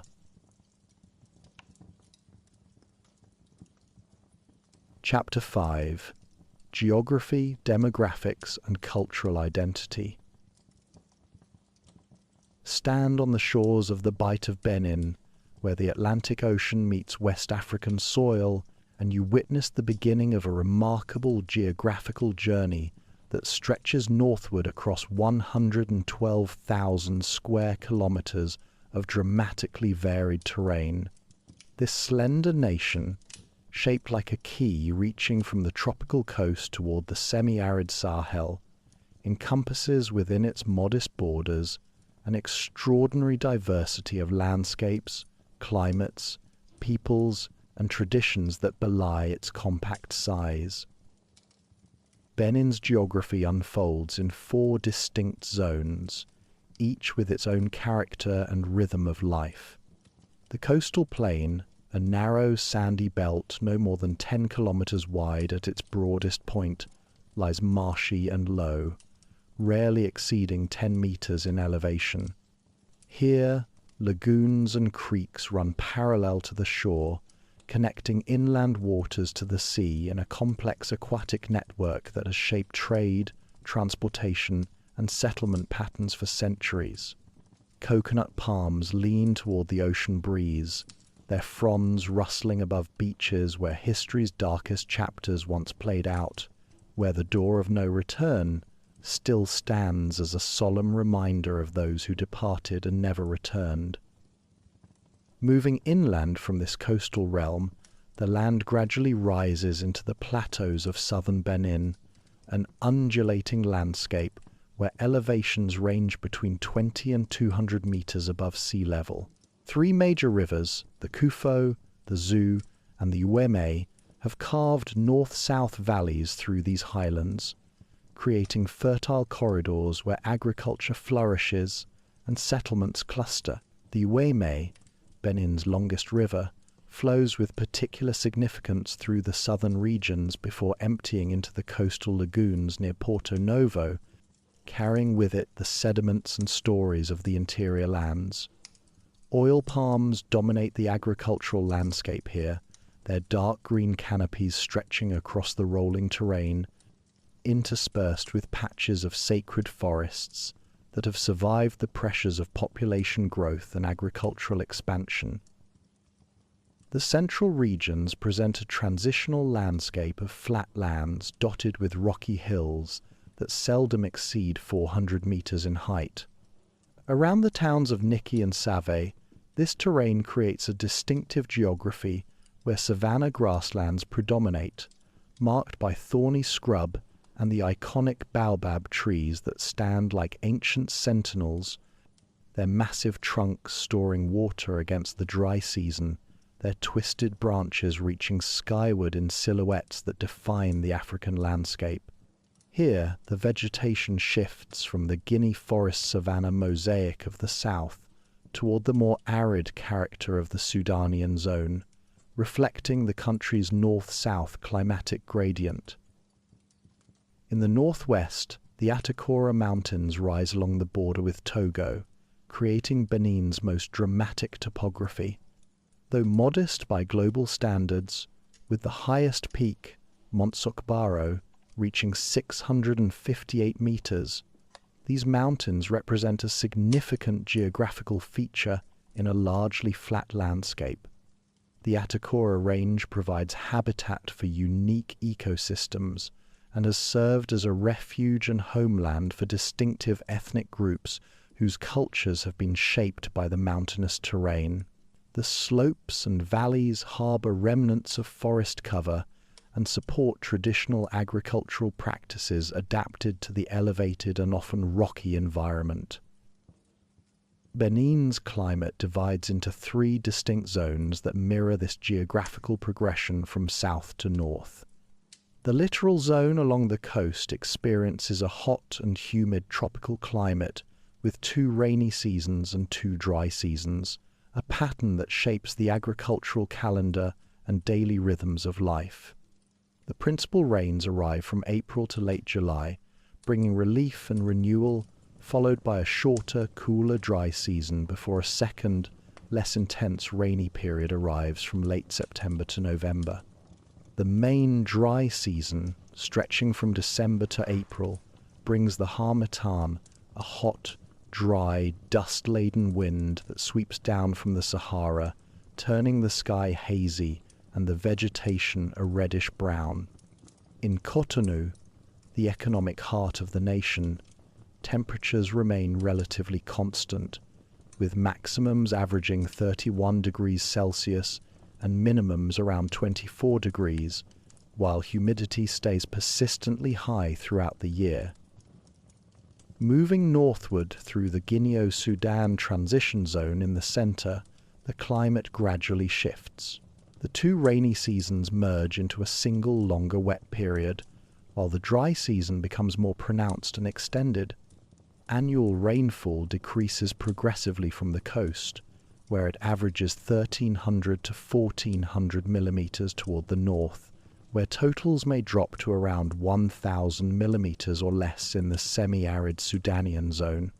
This northern region experiences a true tropical climate, with one long dry season extending from October or November through April or May, when the harmattan blows most persistently, drying out the grass, creating conditions for the brush fires that farmers traditionally use to clear fields, and covering the landscape in fine Saharan dust.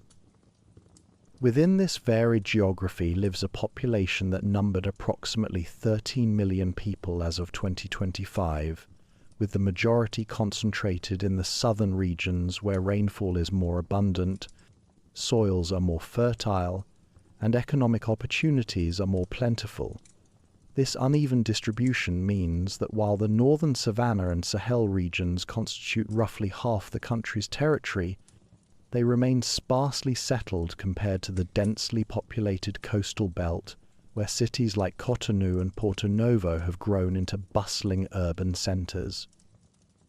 The people of Benin represent extraordinary ethnic diversity, with approximately 42 distinct African ethnic groups calling this nation home, each with its own language, traditions, customs, and historical narrative. The Fon people and their related groups constitute the largest ethnic community, comprising about 38% of the population, concentrated primarily in the southern and central regions around Abomey, where the Kingdom of Dahomey once held sway. The Fon emerged historically through the intermarriage of the Adja people with local Gedevi populations, and they established one of West Africa's most powerful pre-colonial states. The Adja people themselves, who arrived in the region between the 12th and 13th centuries from the Mono River Valley, make up approximately 15% of the population and live primarily in the southern regions. They maintain strong cultural traditions and speak the Ajagbe language, with many individuals fluent in multiple languages, a trilingual ability that reflects the linguistic diversity of Benin and the practical necessity of communication across ethnic boundaries.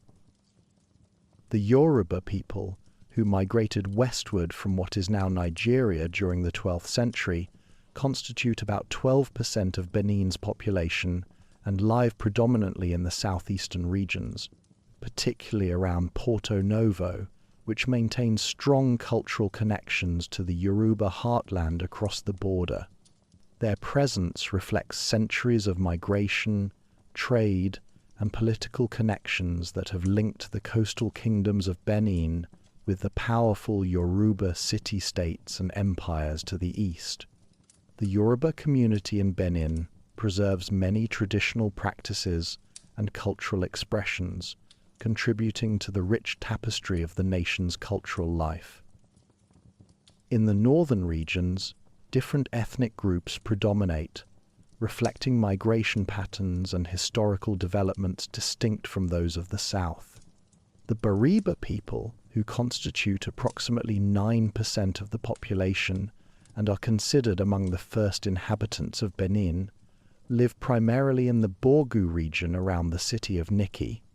The Bariba established powerful kingdoms and were feared historically as formidable warriors with large clan cavalries. They are of Sudanese origin and call themselves the Ba Tonu, meaning the people. Their society was traditionally stratified, and they developed a complex relationship with the Fulani pastoralists, allowing them to graze cattle on Bariba lands in exchange for protection and a portion of the livestock. The Fulani people themselves, traditionally nomadic herders, known across West Africa for their pastoral lifestyle, comprise about 8% of Benin's population and are found throughout the northern regions, particularly in Borgu. They maintain their Islamic faith and distinctive cultural practices while also adapting to more settled agricultural lifestyles in some areas. The Fulani have historically played crucial roles as intermediaries in trade and as cattle herders who moved seasonally across vast territories following grazing patterns. Other significant ethnic groups include the Otomari, who make up about 6% of the population and live in the Atakora Mountains, the Yoa Lokpa people, comprising over 4%, and the Dendi, about 3%, who arrived from Mali in the 16th century and settled in the north-central regions, where they became known as traders and merchants.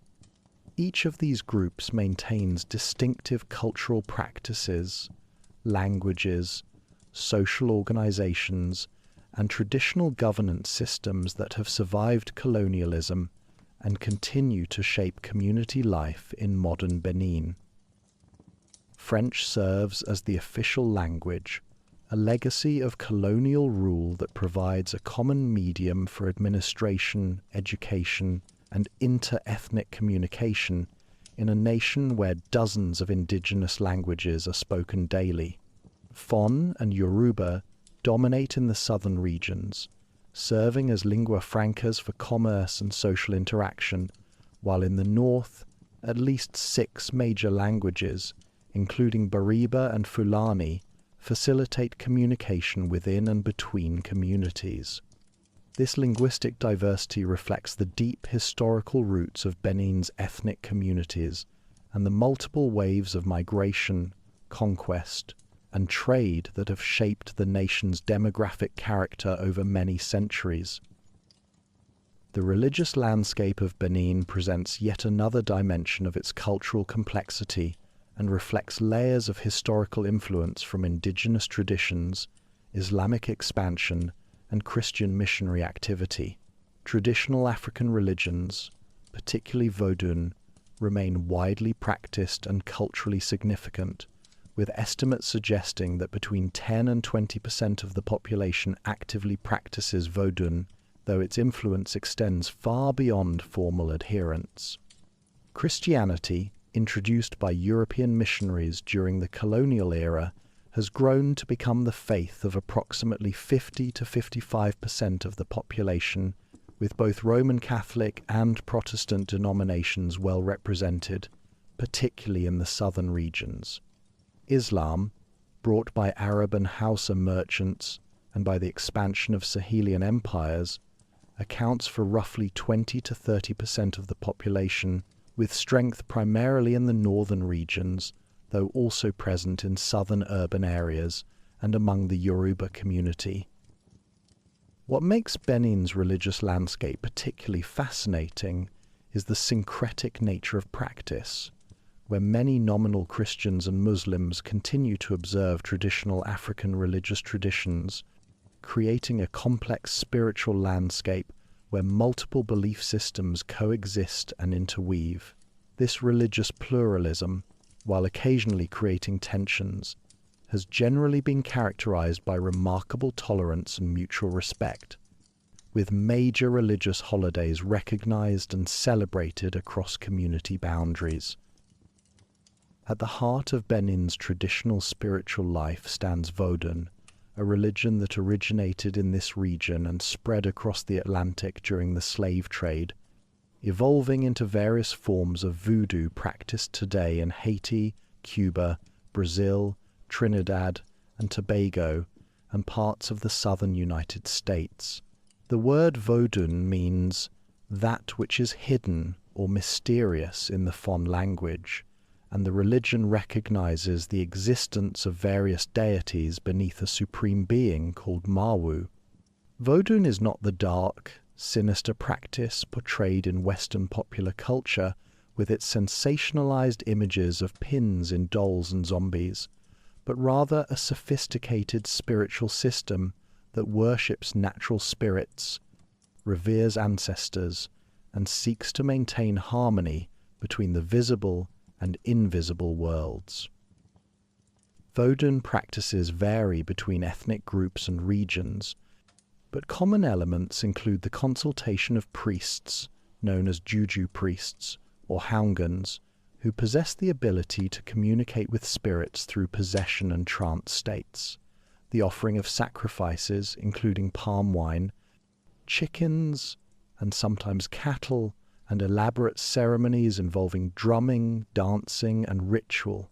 Sacred forests, many now reduced to small groves due to deforestation, serve as important sites for Vodun worship, places where the spirits are believed to dwell and where ceremonies must be conducted with proper reverence and according to ancient protocols.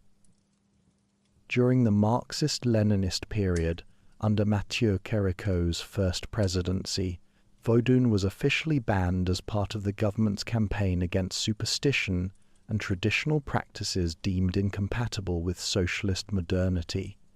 This suppression drove the religion underground and caused significant hardship for practitioners who saw their spiritual heritage criminalized.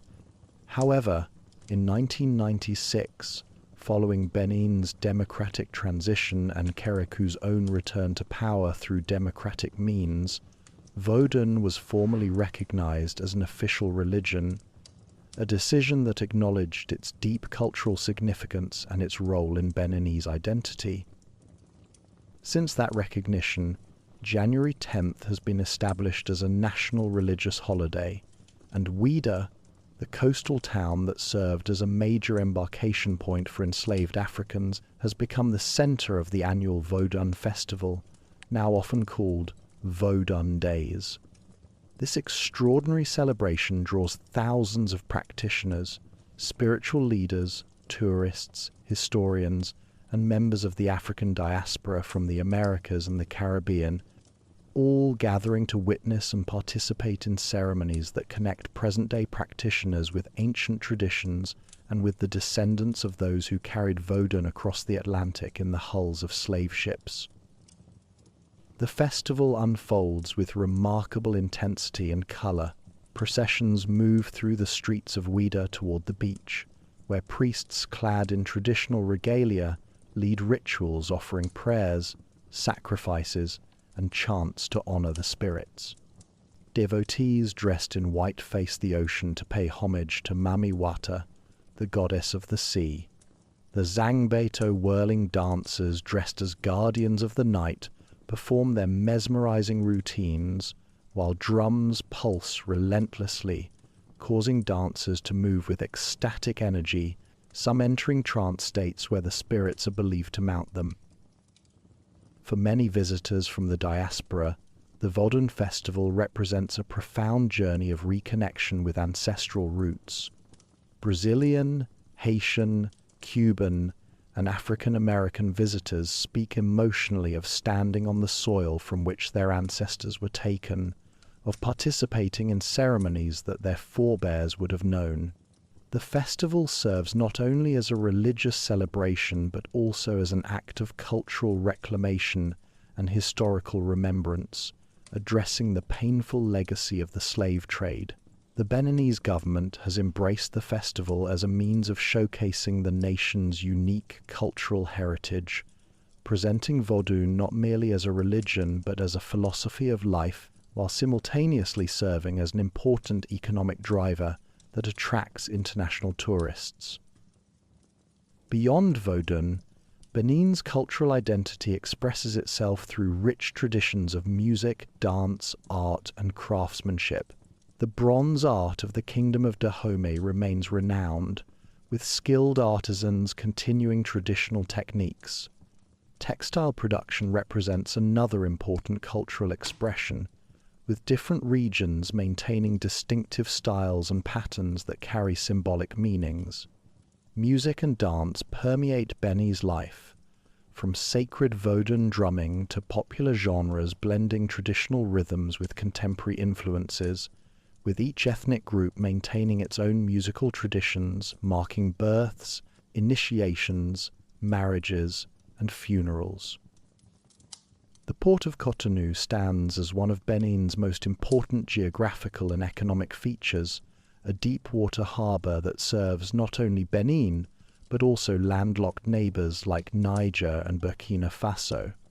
The port handles containerized goods, bulk cargo, and petroleum products, generating significant revenue and providing employment for thousands while serving as a crucial link in West Africa's maritime trade network. From the coastal plain to the northern savannah, from the Vodun convents of Ouida to the Muslim communities of the Sahel fringe, Benin contains remarkable diversity within its modest borders.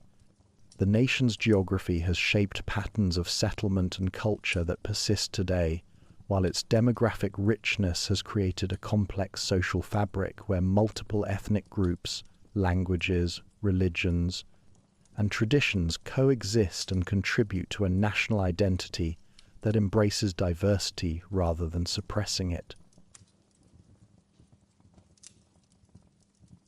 Chapter 6: Contemporary Challenges and Future Prospects.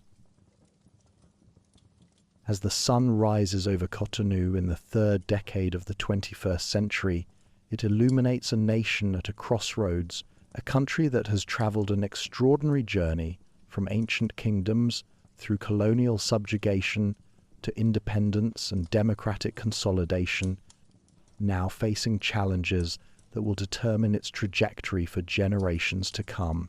Benin stands as one of West Africa's most stable democracies, yet the pressures of economic development, security threats, climate change, and social transformation test the resilience of its institutions and the adaptability of its people. The economic landscape presents both promise and persistent challenges. Benin has achieved middle-income status with GDP growth rates that have consistently exceeded 6% in recent years, making it one of the best economic performers in West Africa.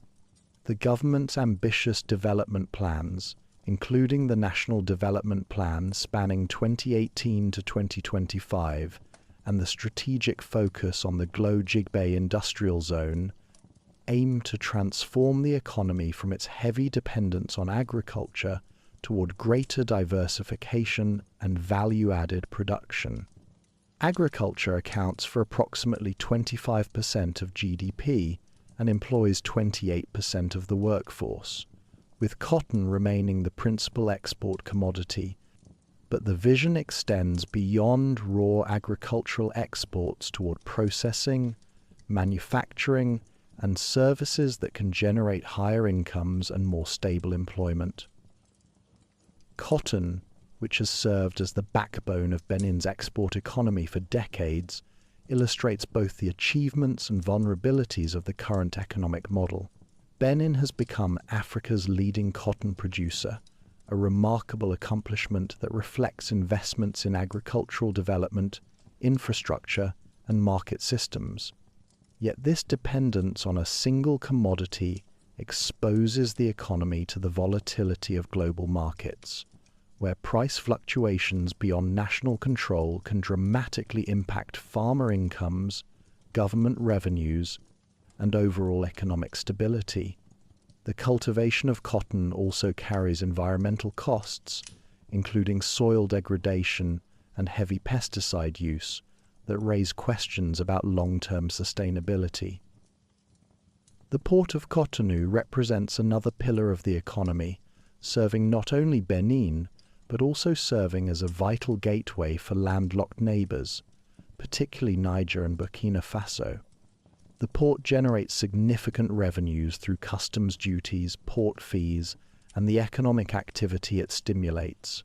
Recent modernization efforts have expanded capacity and improved efficiency, positioning Cotonou as a competitive regional hub. However, the port's success depends heavily on relationships with neighboring countries and diplomatic tensions or border closures, such as those that have periodically occurred with Nigeria and more recently with Niger, can disrupt trade flows and undermine revenues.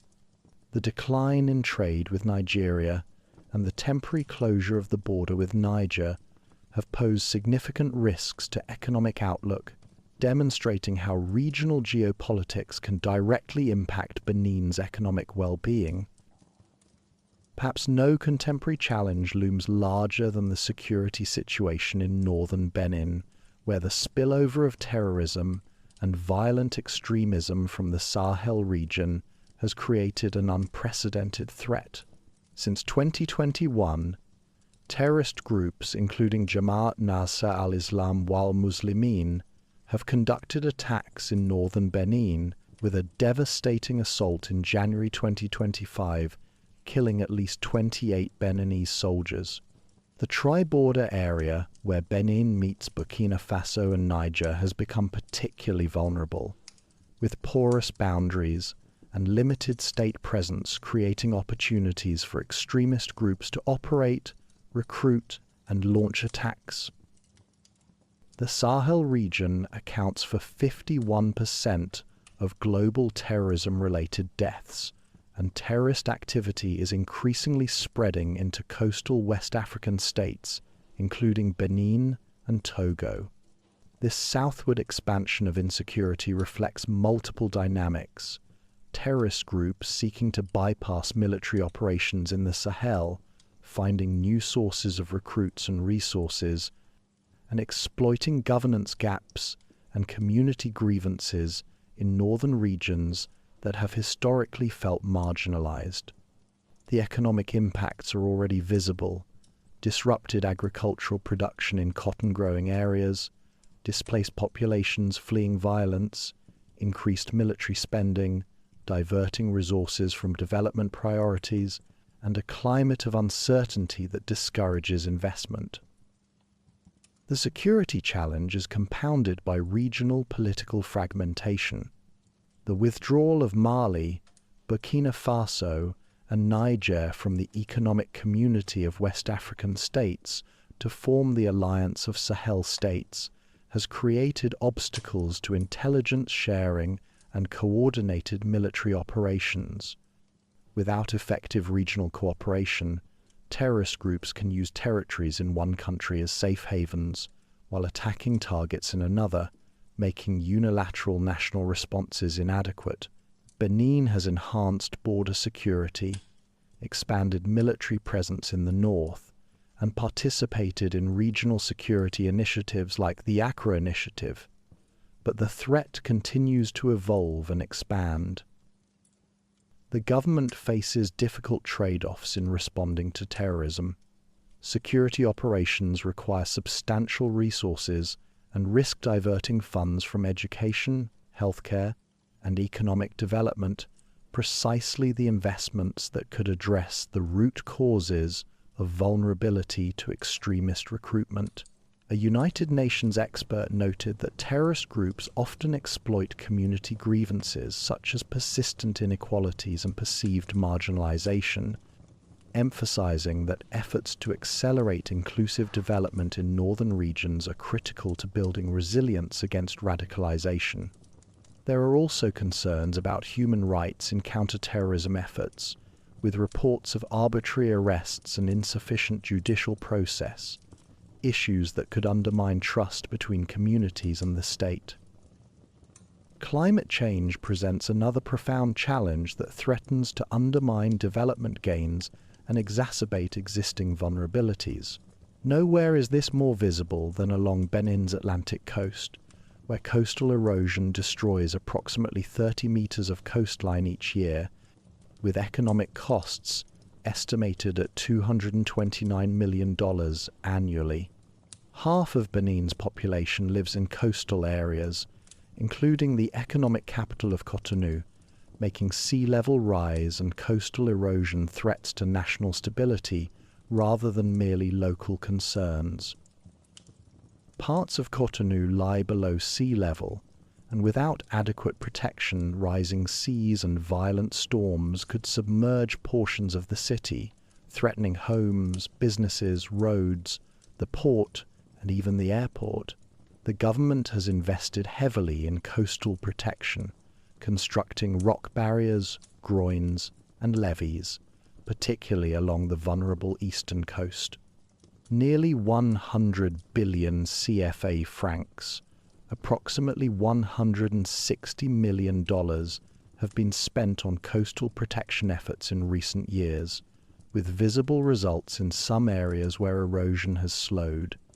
However, experts warn that efforts remain insufficient, that protected segments represent only a portion of the vulnerable coastline, and that rising seas and more frequent extreme weather events driven by climate change will require sustained, escalating investment.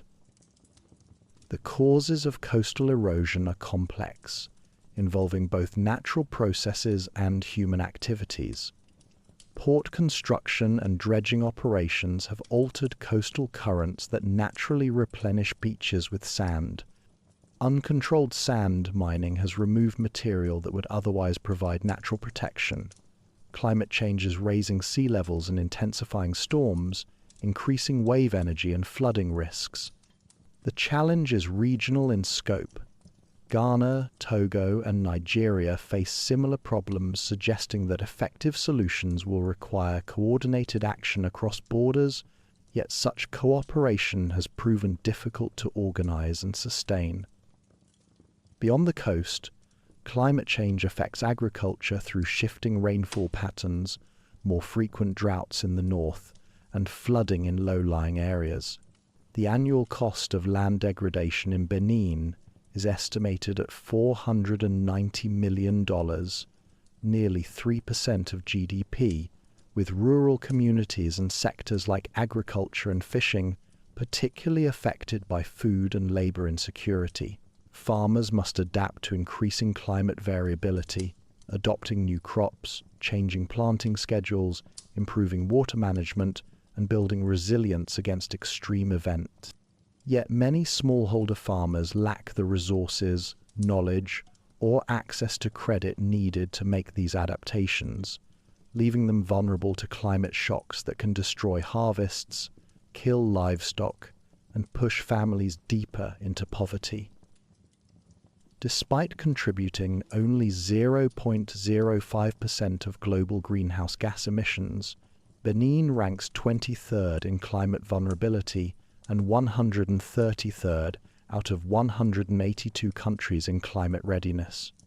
This profound injustice, bearing severe consequences for emissions one did not create, shapes Benin's position in international climate negotiations, where the country advocates for increased climate finance, technology transfer, and adaptation support from developed nations whose historical emissions created the crisis.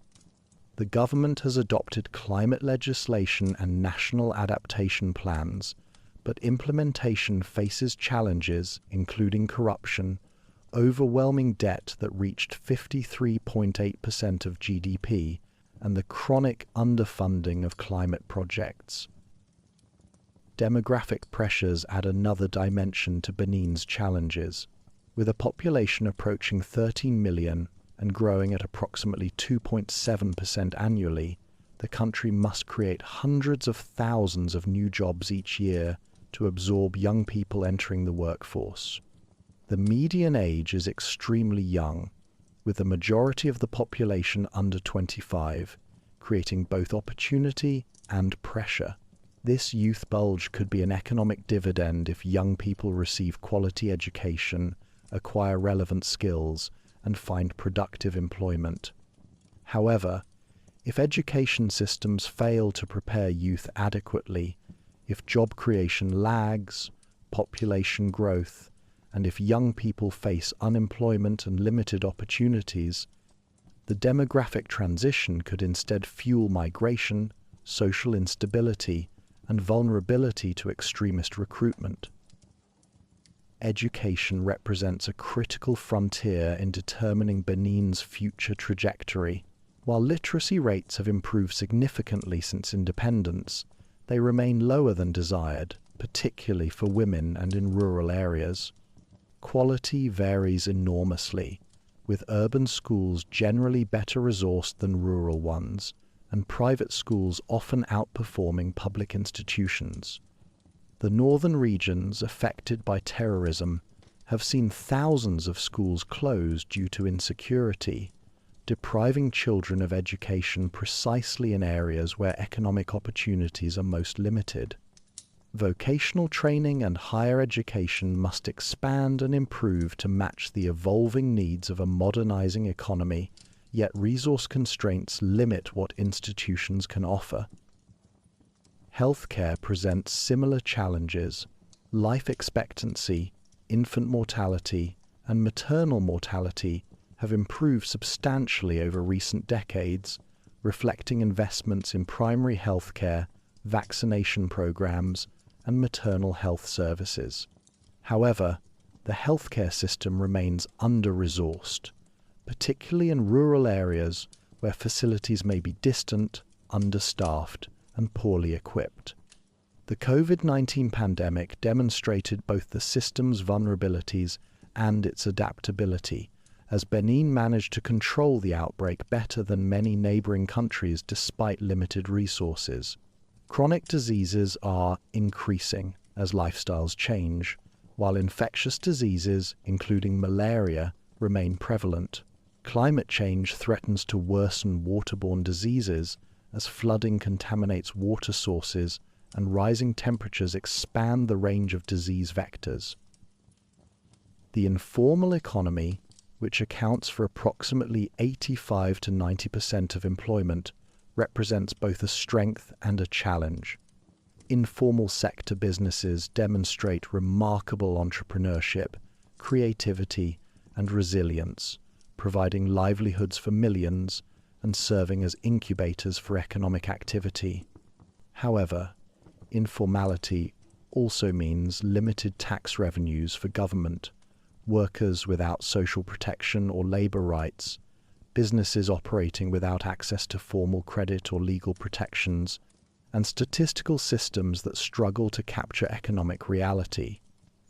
Bringing more economic activity into the formal sector could increase tax revenues, extend social protections, and improve economic data, yet heavy-handed formalization efforts risk destroying livelihoods and driving economic activity further underground. Despite these formidable challenges, Benin possesses significant assets and reasons for optimism about its future. The country's democratic tradition, while imperfect, provides political stability and mechanisms for peaceful resolution of conflicts. Civil society remains vibrant, with organizations advocating for transparency, accountability, and citizen participation in governance. The cultural richness from Vodun traditions to contemporary arts provides both a strong sense of identity and increasing tourism revenues as Benin brands itself as the birthplace of Vodun and a destination for diaspora reconnection. Infrastructure investments are transforming connectivity and economic potential. Road networks are expanding and improving, reducing transport costs and connecting producers to markets.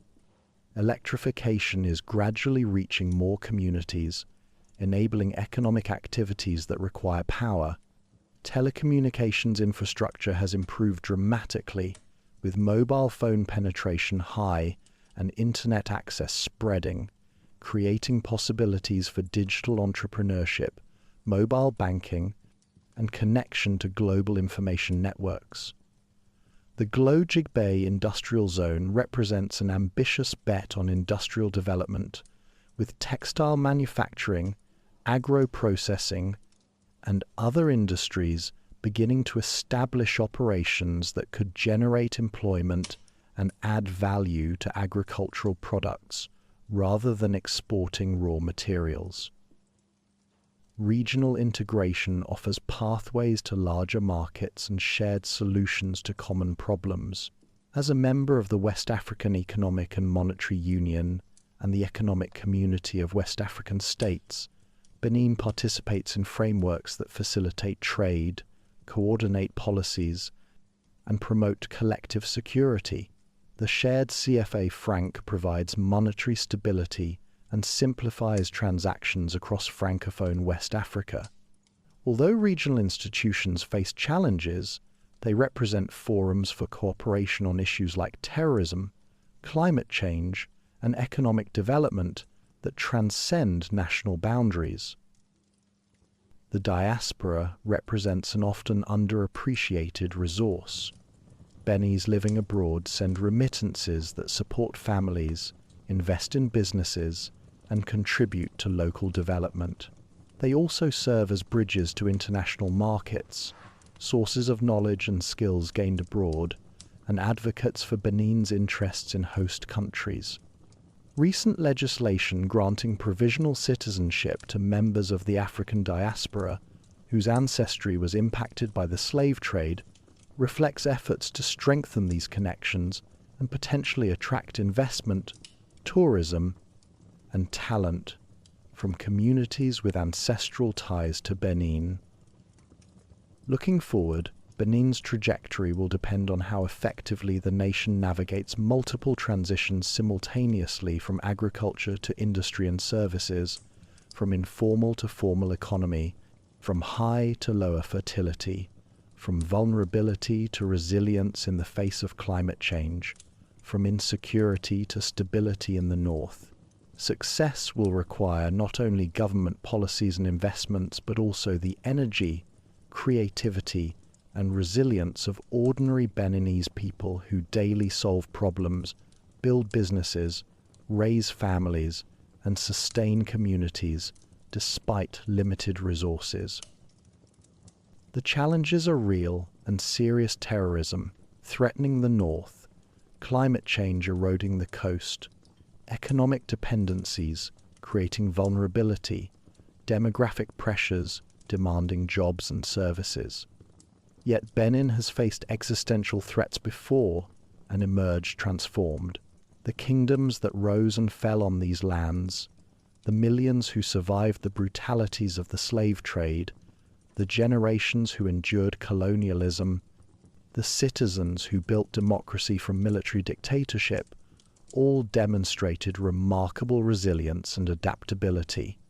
That same spirit persists in contemporary Benin, visible in the farmer adapting to changing climate, the entrepreneur building a business despite obstacles, the teacher educating children in difficult circumstances, the soldier defending the nation against extremist violence, the engineer protecting the coast against rising seas.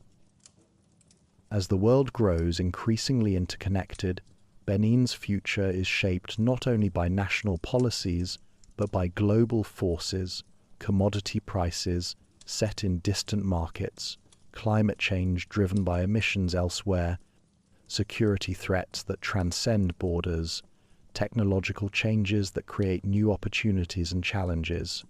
Yet within these global constraints, national choices matter. Investments in education and healthcare build human capital. Infrastructure development connects communities and enables economic activity. Good governance builds trust and effectiveness. Environmental protection preserves resources for future generations. Security measures protect lives and livelihoods. The story of Benin, from the ancient kingdoms of the interior through the traumatic centuries of the slave trade, from colonial subjugation through independence struggles, from military coups through democratic consolidation, is ultimately a story of a people's determination to shape their own destiny despite formidable obstacles.